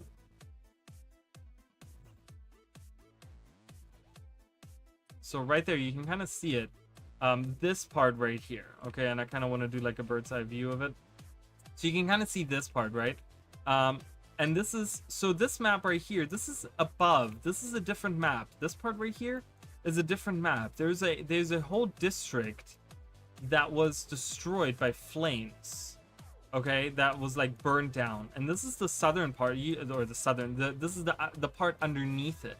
So you actually go by this whole part of the map that was burned at the top. And again, this is the upper map. You go there on the skyways, right? We talked about how the bridges right there. These, if you go along here, so this area that looks kind of weird, like the checkered area, this is actually part of another map that's laid on top of the Undercity. So we walk underneath it, but this part is the map on top. And you can actually come from these bridges over here. There's an outpost like over there or whatever. And you come down here and you can actually go along here. And you can go along these areas, but not when you're in the Undercity. If you're in the Undercity, you go through here and you see these like, this is not flames. I think this is just like light beams coming in. And you kind of walk through and you're like, whoa, this is all destroyed, all burnt down and stuff. And you kind of walk along there. There's going to be another part of the city that's kind of burnt down. So it's one of the things, like whether or not they burned it down because of the plague or because whatever, you know, gang fighting or whatever it is, right? So now we have the Buckdeck Byway. So this is another map. So this is the map right outside of Kaineng Center. Look at this. Like, just look at the scale of this freaking map. It's huge. It's freaking massive. What is this? Is this the outpost? This is one of the outposts. Okay, this is the outpost that you first land at, okay? So, is this the outpost where you first land at? Yeah, I think so. Because I think the harbor is right over here. See how it's lagging? The program is lagging because this map is so massive, okay? It's huge. But this is where you load in, right? And then you can go Buckdeck Byway, is where you first land. This is not all one map. This is multiple maps combined, because this right here, this little structure right there, that indicates the Napui. Is it the Napui quarter? I'm thinking. No, this indicates the Vizuna Square, where we get killed. Remember how we went through and we had to, Menlo came and joined us with his group, and we went through and we were like, oh, we're gonna find where the affliction takes place, and we go all the way through down by the there's a little bookstore that's kind of hidden away. That's that area, right? So we have the Buckdeck Byway, but it's kind of giving us in relation to the other areas. So this is not all one map, but this is pretty cool. Like, this has one map with outlying areas around it, okay? So we come in here. This is the one outpost, and you go through here, and then you go up here, and you go along here, and yeah, these aren't like this. I don't know why they're like that, but and you kind of go through, and you go over here, and then remember, here was the right here was the Minister Ong Sang that like shouted at us, like, the name is Ong Sang, like the island we talked about, the Kappa, where the Kappa are hanging out, the island over in Xingji. You know, and we were like, is that his like estate? Is that where his family, like, is that where the minister has his estate or something? Like, we don't know, but he has the same name as the island. He's hanging out right here, right? So we're going along here, and we go along here. But if you look at it from like the top, I mean, it's like, look at how huge this is. You can go down these pathways, and you go down this pathway. Like, look at all the stuff that they've done to these maps. Can you actually go in here? No. So again, this is like an outlying thing, but it's kind of cool, because if you actually see it, this is where we meet Nika for the first time. Remember how we came out from down here? Like, look at how huge these areas are. We come from somewhere. This is the main. This is Kaineng Center. This is Kaineng Center, the big outpost. You know, the big outpost with Raizu Palace. So it gives you, again, relation. This is Raizu Palace. Imagine Raizu Palace. Remember how it stretches along all the way to the end? So this is like the one side of it. You can kind of see it. It gives you like a lot of stuff in relation. This is Kaining Center. This is the big outpost that we always go to, where we go to the other countries and stuff. This is a big outbreak of the afflicted coming through the holes and stuff in here. But yeah, so the area over here, we have that leaning tower. Remember how I talked about the towers kind of leaning? Because I guess the city underneath it was kind of destroyed a little bit. But yeah, it's like huge. And you go all along. This is all like one map, guys. And you go along here, and this is where you meet Nika for the first time, by these cool little trees in this like nicer part of town. Again, there's a bunch of Jade Brotherhood, because this is the top of the city. Okay, so there's Jade Brotherhood everywhere here, instead of the Ampha that are underneath in the Undercity. And Nika is right here, and she gets kind of assaulted by these guards, and she's just like, I'm gonna break your neck if you don't step away from me. So it's kind of like, whoa, okay, sorry, sorry, you know, and they kind of just like, whatever, and they walk away. And we ask her to help us find the Oracle soon, right? That we're trying to get closer to the stars. But this is the big area there. And yeah, so we move along this way. Yeah, we have this outpost. But yeah, so this map is like huge, and it kind of gives you real feel for how massive the city actually is, right? It's just, that's where the Ong Sang dude is hanging out at, kind of giving you guys a perspective of how all the things are, how it all looks together. You can go down here, you know, this is one part of it as well. Obviously you would go into this gate first. I think this is part of the Undercity. Remember how we looked at the Undercity, right? And we had like, we were over here, and then like, oh, there's a portal here, and we went back over here. So this gives you, again, relation to the Undercity. So Raizu Palace is over here. This is Bukduk Byway, with the area where we met. Nika is over here by the nicer areas. You know, we have this little town out here, you know, leading to the little outpost that we land at right over here. But then we have the Undercity, which is on the far side over there with the wall that kind of lines that. There's another outpost over here. Yeah, so that's one. So let's see. Kaining Docks, the marketplace. So that's the marketplace, right? There's the marketplace. So we're gonna see the docks and the area that's past it. So there's an area on that side over there of the city. That's if you leave the market. So you can leave the market coming this way down here into this like pathway. You can go to the docks, which are over there, or you can go to the Wajung Bazaar, and we're gonna see that. So, ooh, and this is the coastal area. Again, look at how huge this map is. We walked through all of this, guys. We walked through here. So we actually go over here, and it's really easy to orientate yourself on these little maps. So this is, again, this is the little outpost we were just at.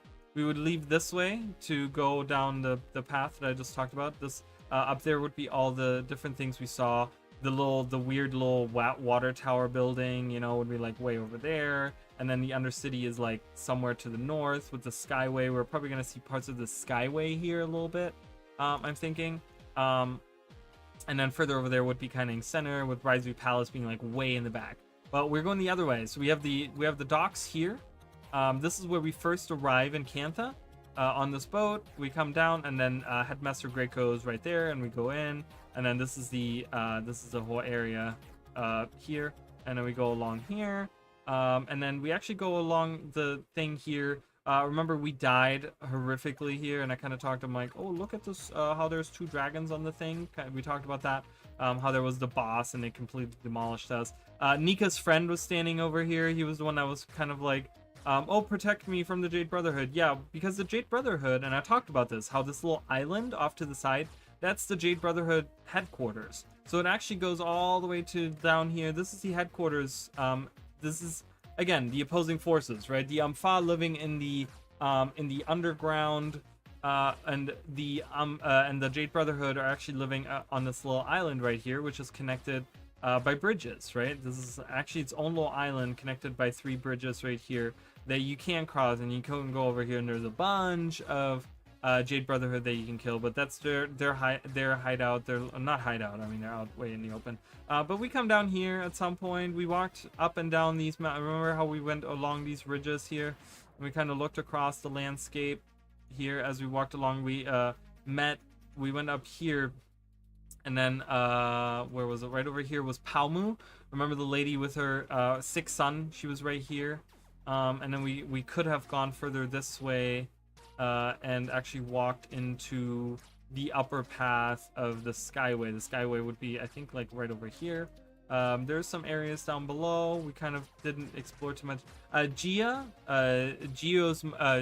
which was Yijo's mom, is right here. We had to tell her about how her son died and stuff. That was right over here. And we came from where the street performers were. They were somewhere down here. You know, where they did the magic tricks and stuff like that. They're somewhere over here. I don't remember where they were, but they're somewhere down here, hanging out. Find it if we look around long enough. Yeah, I can't find it right now, but yeah. So we have the little area out here. We walked along all of these little things, right? But it's a huge area. Like I said, you look at it.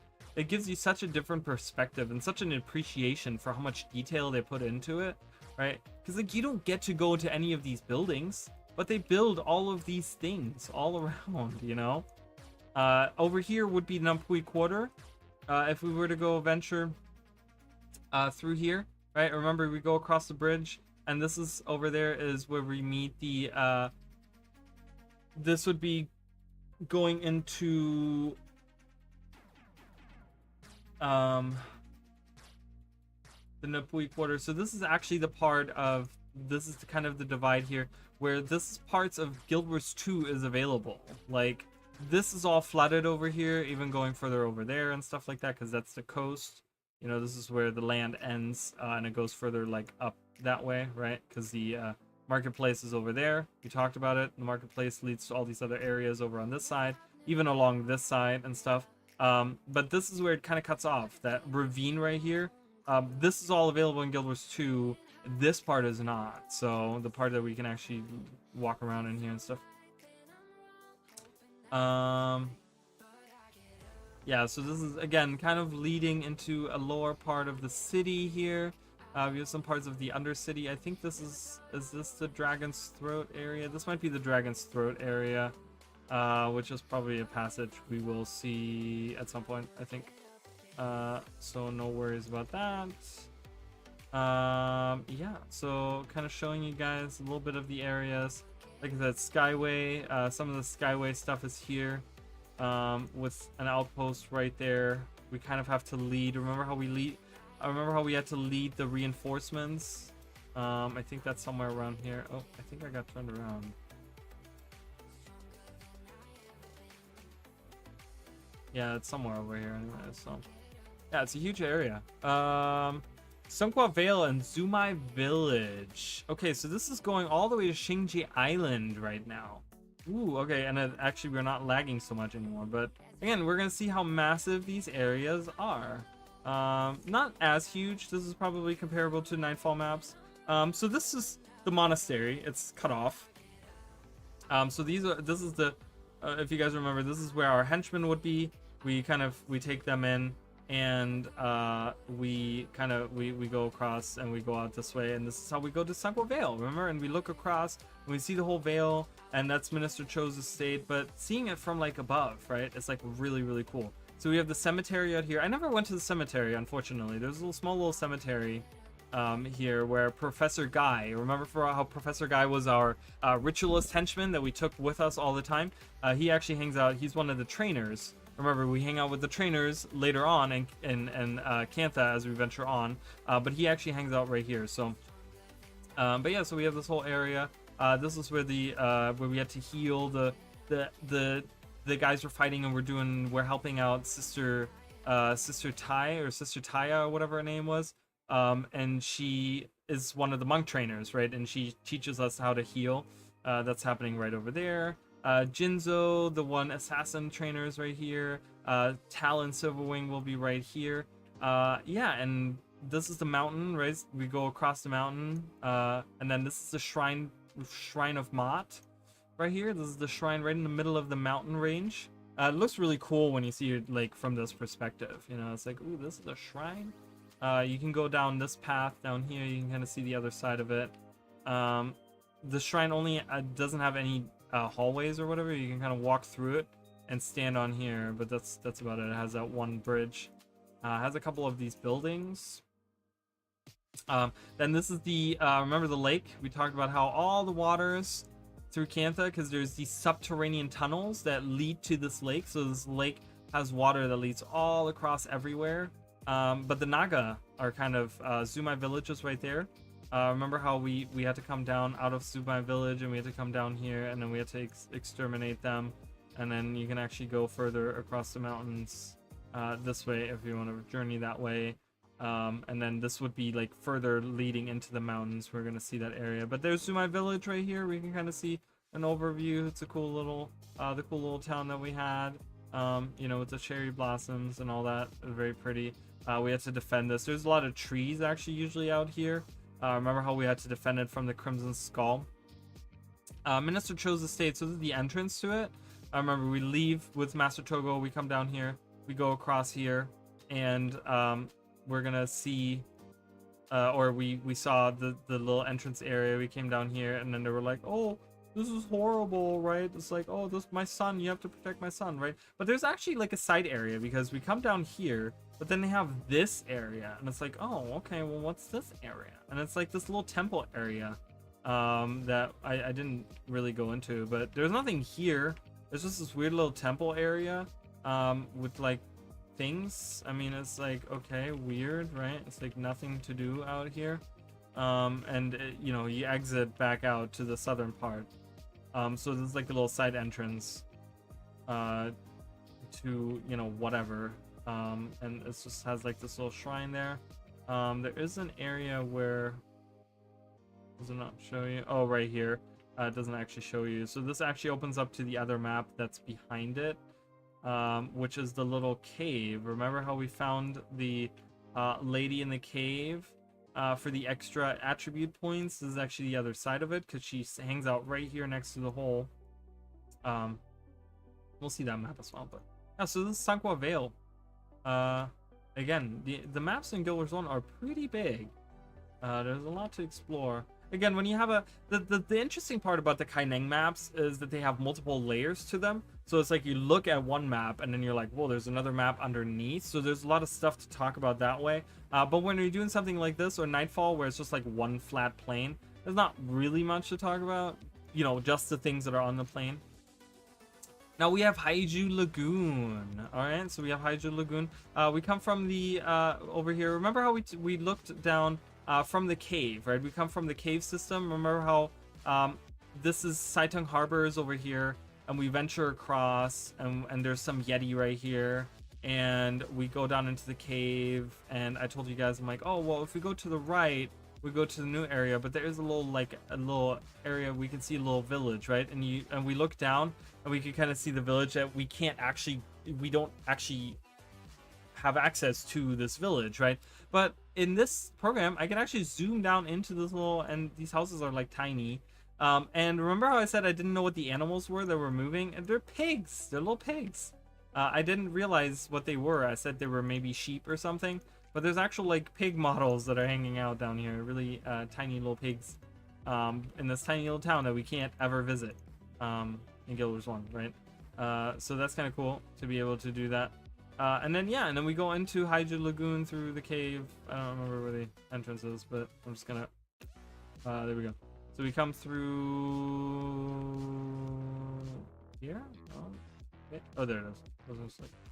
So we come through here. Remember how we come down here? There's a little collector dude that comes here, and we walk out and we're like, oh, okay. And there's that little town there, and we can Linkai Township is across there. So I took us this way originally, right? And we walked across the bridge. And then that's where the miller was that had a couple quests for us. Here's a cute little town, Linkai Township. This is what I always imagine the loading screen. The loading screens that you kind of see for Xingje is one of these buildings with like farm animals and stuff next to it. I always imagine that being Linkai Township because it just, I feel like it perfectly encapsulates that. We have some chickens and a rooster, and I think in the actual game there's a little bowl here. But yeah, so we have the little farm area. There's the mill there. We didn't go up here, but this is just like an open plain. You know, we walked across that bridge. We didn't go up here. There's nothing up here. It's just this open plain right above Linkai. And then we went into this town. This is where the guy was telling the story about the bog beast of Baku, if you guys remember. He told the kids the scary story, and then right over here was somewhere over here was the lady with Palmu with her kid, where she's like, oh, I had the lady take care of my child and she stole my purse, and we had to go down into the lagoon. So this is the actual lagoon part. Has like this interesting rock formation right here. I just thought that was interesting. But then yeah, so there's apparently, this is what the Haiju Lagoon looks like in Guild Wars 1. We can kind of see it. This is the weird little town that I don't know if it actually, I think it has a name. Isn't it like Jatan Village or something like that? There's no people around here, which is kind of weird. It's right outside the cave that we come to. Then we come down here. This is where I talked about, like, this might be the entrance to the underground tunnels, and this might be where the bog beast, like where we could go down, if we could go down into the tunnels. That probably would lead to this chamber, because that's right behind it. The chamber, because there's apparently a chamber underneath Haiju Lagoon, which is, you know, the actual lagoon part is this right here. And there's a chamber underneath it where the bog beast lives. And you know, the Naga took over this town, and we know that they like kind of jump out of nowhere coming here, and they're like, oh, there's like these tunnels, right? We kind of unfold this plot of how the Naga navigate across Xingji Island, and it's through these tunnels.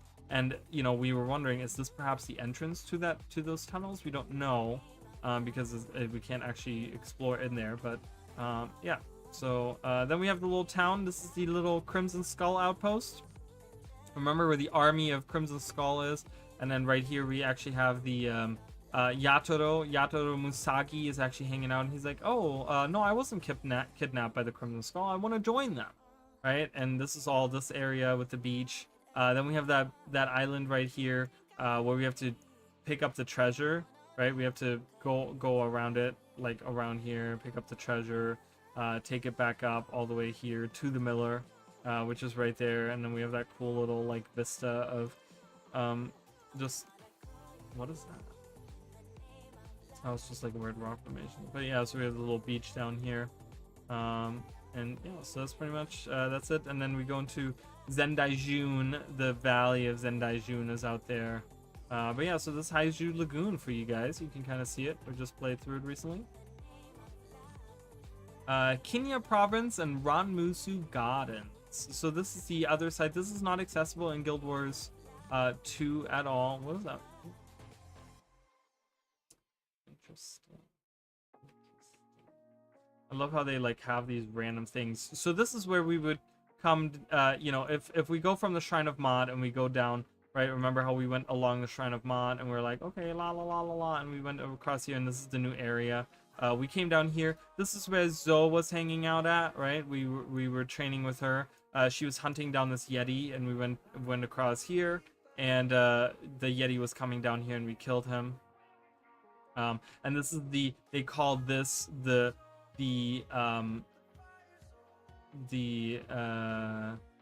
Tomad Pass, right? The Tomad Pass was right here, or Tumad Pass, or Tomad Pass, whatever. So that's this actually. That's like the pass leading to the Shrine of Tomat. Then we had the little cool little village out here. We had brother Pei Wan. He was hanging out here. He was a monk trainer, and he kind of gave us the mission here. We never explored this side of it. I never showed you guys the actual beach part of this side. So it's kind of cool. They have these like reinforced. I think this is for like, you know, if there's a tsunami or bad weather or something coming, this breaks up the waves or something. It's supposed to like kind of block the water. I think these things exist in real life or something. I could be wrong on that. But yeah, we can't. You can't. I don't think you can. You go all the way. I don't think you can go all the way to these islands out here. I don't think that's possible. But you can go along the beach here. This area is kind of cool. I don't think you can walk all the way out here either. You're kind of limited to like the first half of it or something. And we come across this way. This is the Eyrie. This is the, again, we get kind of a little bit of unique trees. I think we do see some of the same trees over here, but we have pretty unique foliage here. But this is where they hang out at, the Tengu village, right? This is the main Tengu village. Again, you got to remember, this is all not accessible. This is all the east side. If we were to look at it from way above, right, we have the mountain range. Sunqua Vale is behind the mountains here, you know, further, and then Monastery would be right there. In Guild Wars 1, that's where it cuts off, right? We don't have access to this side because it cuts off right where Sunqua Vale is. So we don't have access to any of this, but this is where the original village, you know, right over here is the original village of the Tengu, is right here. So then, yeah, so this is Ongsang Island. We talked about Ongsang earlier. This is Ongsang Island. There's nothing here. Again, remember, this is where the Kappa kind of hang out. We have this tiny little nook. I did walk down there. This tiny little nook, and there's nothing on it. You just see the shipwrecks down here. But this is Ongsang Island, and it's like, well, is that, you know, that's his estate, but there's nothing on it. Like, is this part of his, you know, I kind of talked about, like, we don't know what's really why the wall is there. But yeah, so it's just kind of weird. We see the beach out here, but we can't go there, and we can kind of go across here. There's a bunch of Kappa to fight. We could go down to the beach. We never went down to the beach. No reason to go down here. You just go back up. We have the little forest area. This has a lot more trees in it. This is the tiny Saijun Woods, or whatever it's called, where the mantids hang out. There's all the mantids right here. We've seen that, and that's down from the pass. We've seen that as well. This is another Crimson Skull little camp. I didn't really go in here. Again, like we were at the village down here, but we didn't go up to the there's a little camp out here that was off to the side. Yeah, so that is that little area. Yeah, and that's pretty much. And then the Ranmuzu Gardens. Remember how we come from the other side. This is the estate. We're gonna see the Minister Cho's estate. We kind of come in here. And this is the cute little pond out here with the cherry blossoms everywhere.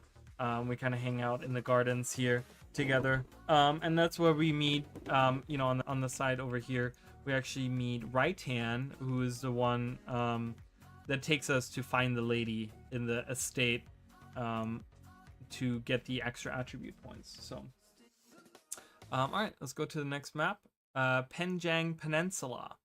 So this is, let me get, okay, yeah, so this is perfect. So this is the, they don't load all of the things here, but this is the town. What is the village called? Oh my god, I can't remember. Oh my, Jesus Lord. What is the town? Zumai Village. So this is Zumai Village, remember? So we come in here.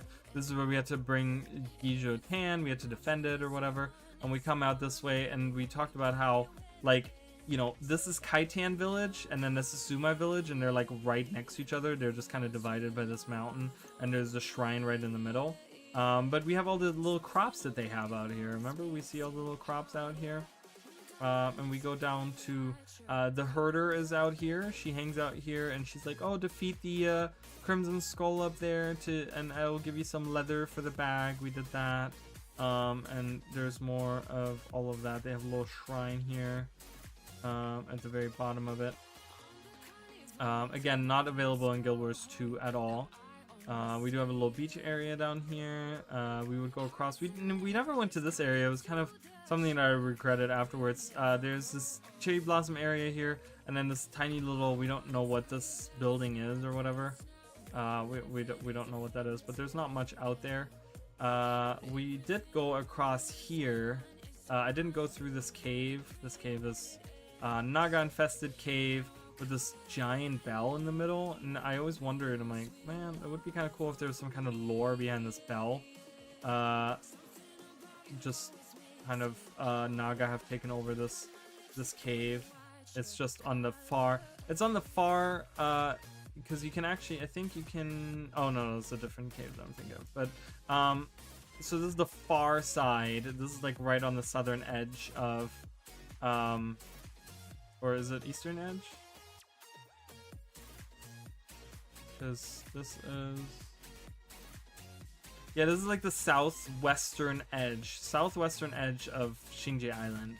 So this is the very southwestern tip of it. But we did go down here, and this is remember, we come out here. It's interesting. These statues look a little different than what we're used to.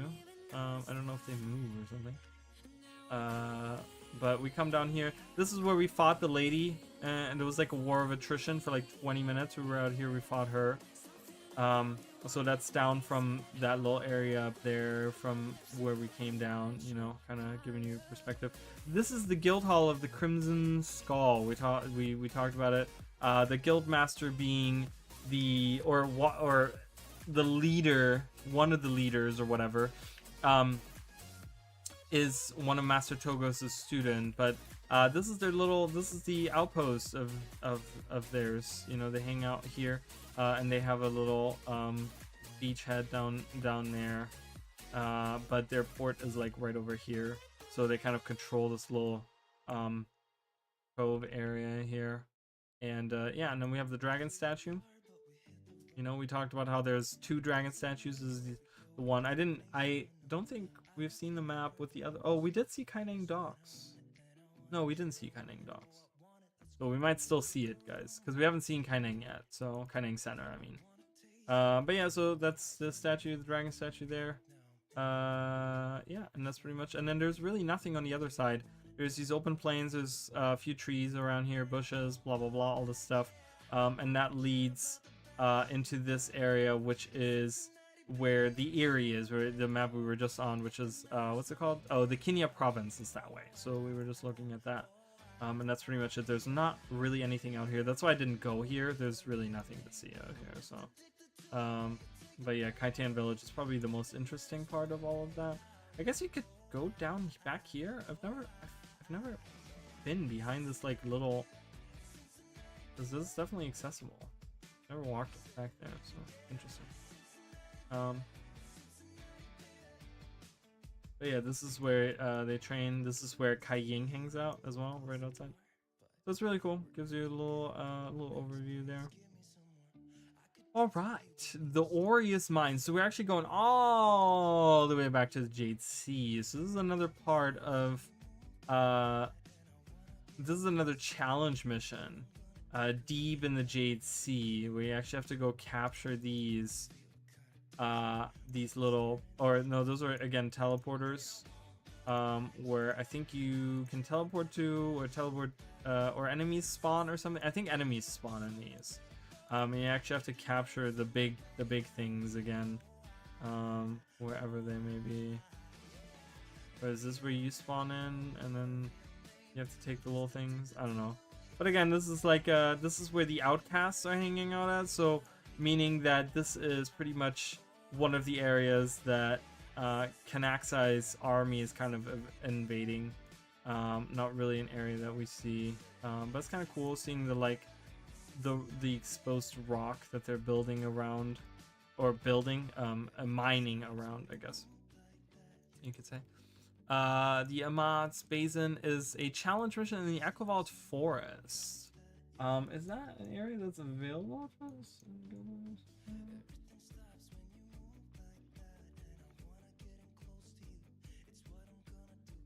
No, this is, so to give you guys a reference, and I don't know where north is. I want to say this is correct, so this would be, I could be wrong, I'm not sure, but let's just say it's like this. It doesn't really matter, but if that's north, so that would be into the thicket of the Equivald Forest. This is the edge of the Equivald Forest. So if we this is the most south of the Equivald that you will ever go to. Again, we don't see any other things. We don't actually get to see any of those areas or whatever. But yeah, so we do see this little challenge mission. You have to go around just like killing enemies or something in this mission. I don't remember, but we see some cathedrals in the Equivald. most southern part. Look at those. Looks kind of, that looks interesting, doesn't it? It's like little wizards towers built into the wall. So, right. What's next? Imperial Sanctum. Now this is where we fight Shiro. We just did it like what, 2 weeks ago, a week ago, whatever it was. So we spawn here, we go across the bridge, and we go across these other bridges, bloop, and then this is where we fight. There's actually the statue of Shiro. He's actually, I didn't know he was part of the map. When we defeat him, remember how he like turns to the adepts actually turn him into like jade, and he dies. And he gets taken to the realm of torment by the envoys, right? But this is the pretty much the residential area of the imperial family, kind of. So this is huge, right? Like Raizu Palace is right behind here. So we actually see parts of Raizu Palace here as well. This is where the throne is.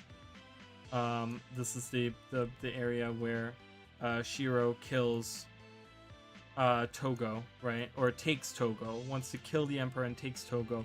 So this is the, you know how we have the Jade Throne or whatever in Guild Wars 2? Like this would be the Guild Wars 1 equivalent of that. This is it right here. It looks very different now, right? We have that actually as a chair. Isn't that a chair in Guild Wars 1? I think it's a chair in Guild Wars 1. Sorry, we're still losing frames. I just noticed that we lost like another 6,000 frames at some point. So I'm sorry that keeps happening. I hope that the upload, once it goes live, won't have an issue. I think the best way to have done it is cancel the stream and then just like restart it, but it's fine. We're going through it now, so that's fine. But yeah, so this is it. I talked about the portals. These are the 4 portals that he can teleport you to. And then you have to fight your way through enemies. I think you have to like fight your way through enemies and then get to the end of it. And I think the end of it then, like, you have to defeat, like, so you come around this way on this one and you defeat an enemy there or something like that. And then you do the same thing here-ish. Oh, this is kind of cool. There's like a area right here. Oh, this is where the end is. This is where you actually, this is where you get teleported to when you defeat Shiro. Not even this area, it's through here. This is where you get teleported. This is where the Oracle is. And Akunavang hangs out there, and then we go through here. Remember how we went along here? Oh, interesting. I didn't know there was an actual portal to it. Can you actually walk to that and get to it? I mean, this is not an explorable map. But anyways. So you have these, the whole little areas around. It's like a big arena, pretty much, so. Alright. Raizu Palace, Raizu Palace, Raizu Pavilion. So, Raizu Palace meaning the outpost, Raizu Palace the explorable and the mission, and then, the pavilion being the one area that we have entrance to. But look at how huge, how massive this, I'm not even on the one side of it, right? Look at how massive this palace is. Look at how huge this is. This is the whole mission, right? So we have the pavilion here. This is Kaineng Center right here. This is the big main hub that we always go to, right? And you come into the pavilion and you literally go into the mission. This is the mission outpost for Raizu Palace. This is where we pretty much have to go in. Then we get teleported here. This is where we had to pick out 2 of our friends to take with us. And then we walked all the way through here, right? We went through one gate, and then another gate, and another gate, and then we went around, and then we went across the bridge, and we went through another gate, and then we had to go, we couldn't go through there. Wait, could we? Oh yeah, so this is where the mission ended. It was actually, over here where the mission ended. I think it was right here where the mission ended. So yeah, I mean, it's huge. But then on top of that, right? Because then we go into this area, and this is where, you know, again, this is where the throne is. This is the main part of the palace, the throne room. I mean, it's not really a room; it's all open. The palace is all open; doesn't have any closed. This is where the winning. Once you win, this is where you go, right? This is the celebration thing, right? Like right over there is the pedestal with Soon in front of it. But there's a whole nother area to the north of it, right? Which I've talked about, and that's the whole they have a dock, like they have like an imperial like dock out there, and you can actually come if you go into the explorable area. You can actually go out that way, and you can go up here. I think this is the Victory Walk. This is not the area. We're actually too high up. Can you actually come? I think you can come down here. There's a portal. I'm pretty sure you can come down here. But look at this cool tree. Yeah, you can definitely come down here. But look at how different it is. This is right outside the palace, right? This is still considered part of the palace, but yeah. So there's a whole little area outside. Where's the actual? Oh, down here is the actual like docks. You can come down here, where the pretty tree was. If we go to the left, you can actually look at all these ships.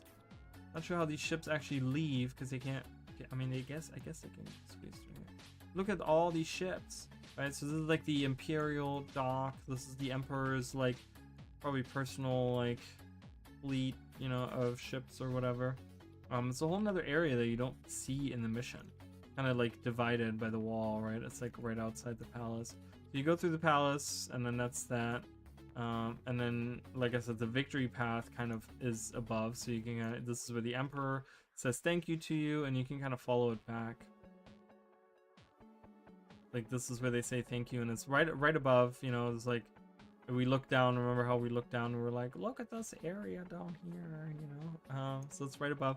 So it's one huge map, right? So it's massive. The palace is huge. Zunjiang District. So this is the southeastern part of Kaineng City. This is the part that leads into Hongmai Valley, where we meet. This is where we meet Danica. All this stuff. Like, look at this contraption here. It's really cool. But this is also where we fight Shiro. Remember how we were fighting Shiro in the sewers or whatever, and we had the different traps. We came along here, and then we had the weird fire traps here. We came down here, and then there was a portal. There was you can kind of see the band, right? And Shiro was down here hanging out. We had to go to the 4 areas, right? We can kind of see the 4 areas all around, because there's one with the dragon head. Remember that? I wonder if the dragon head like extends outward. It does not. So that was the model. I was thinking maybe there was like a neck to it or something.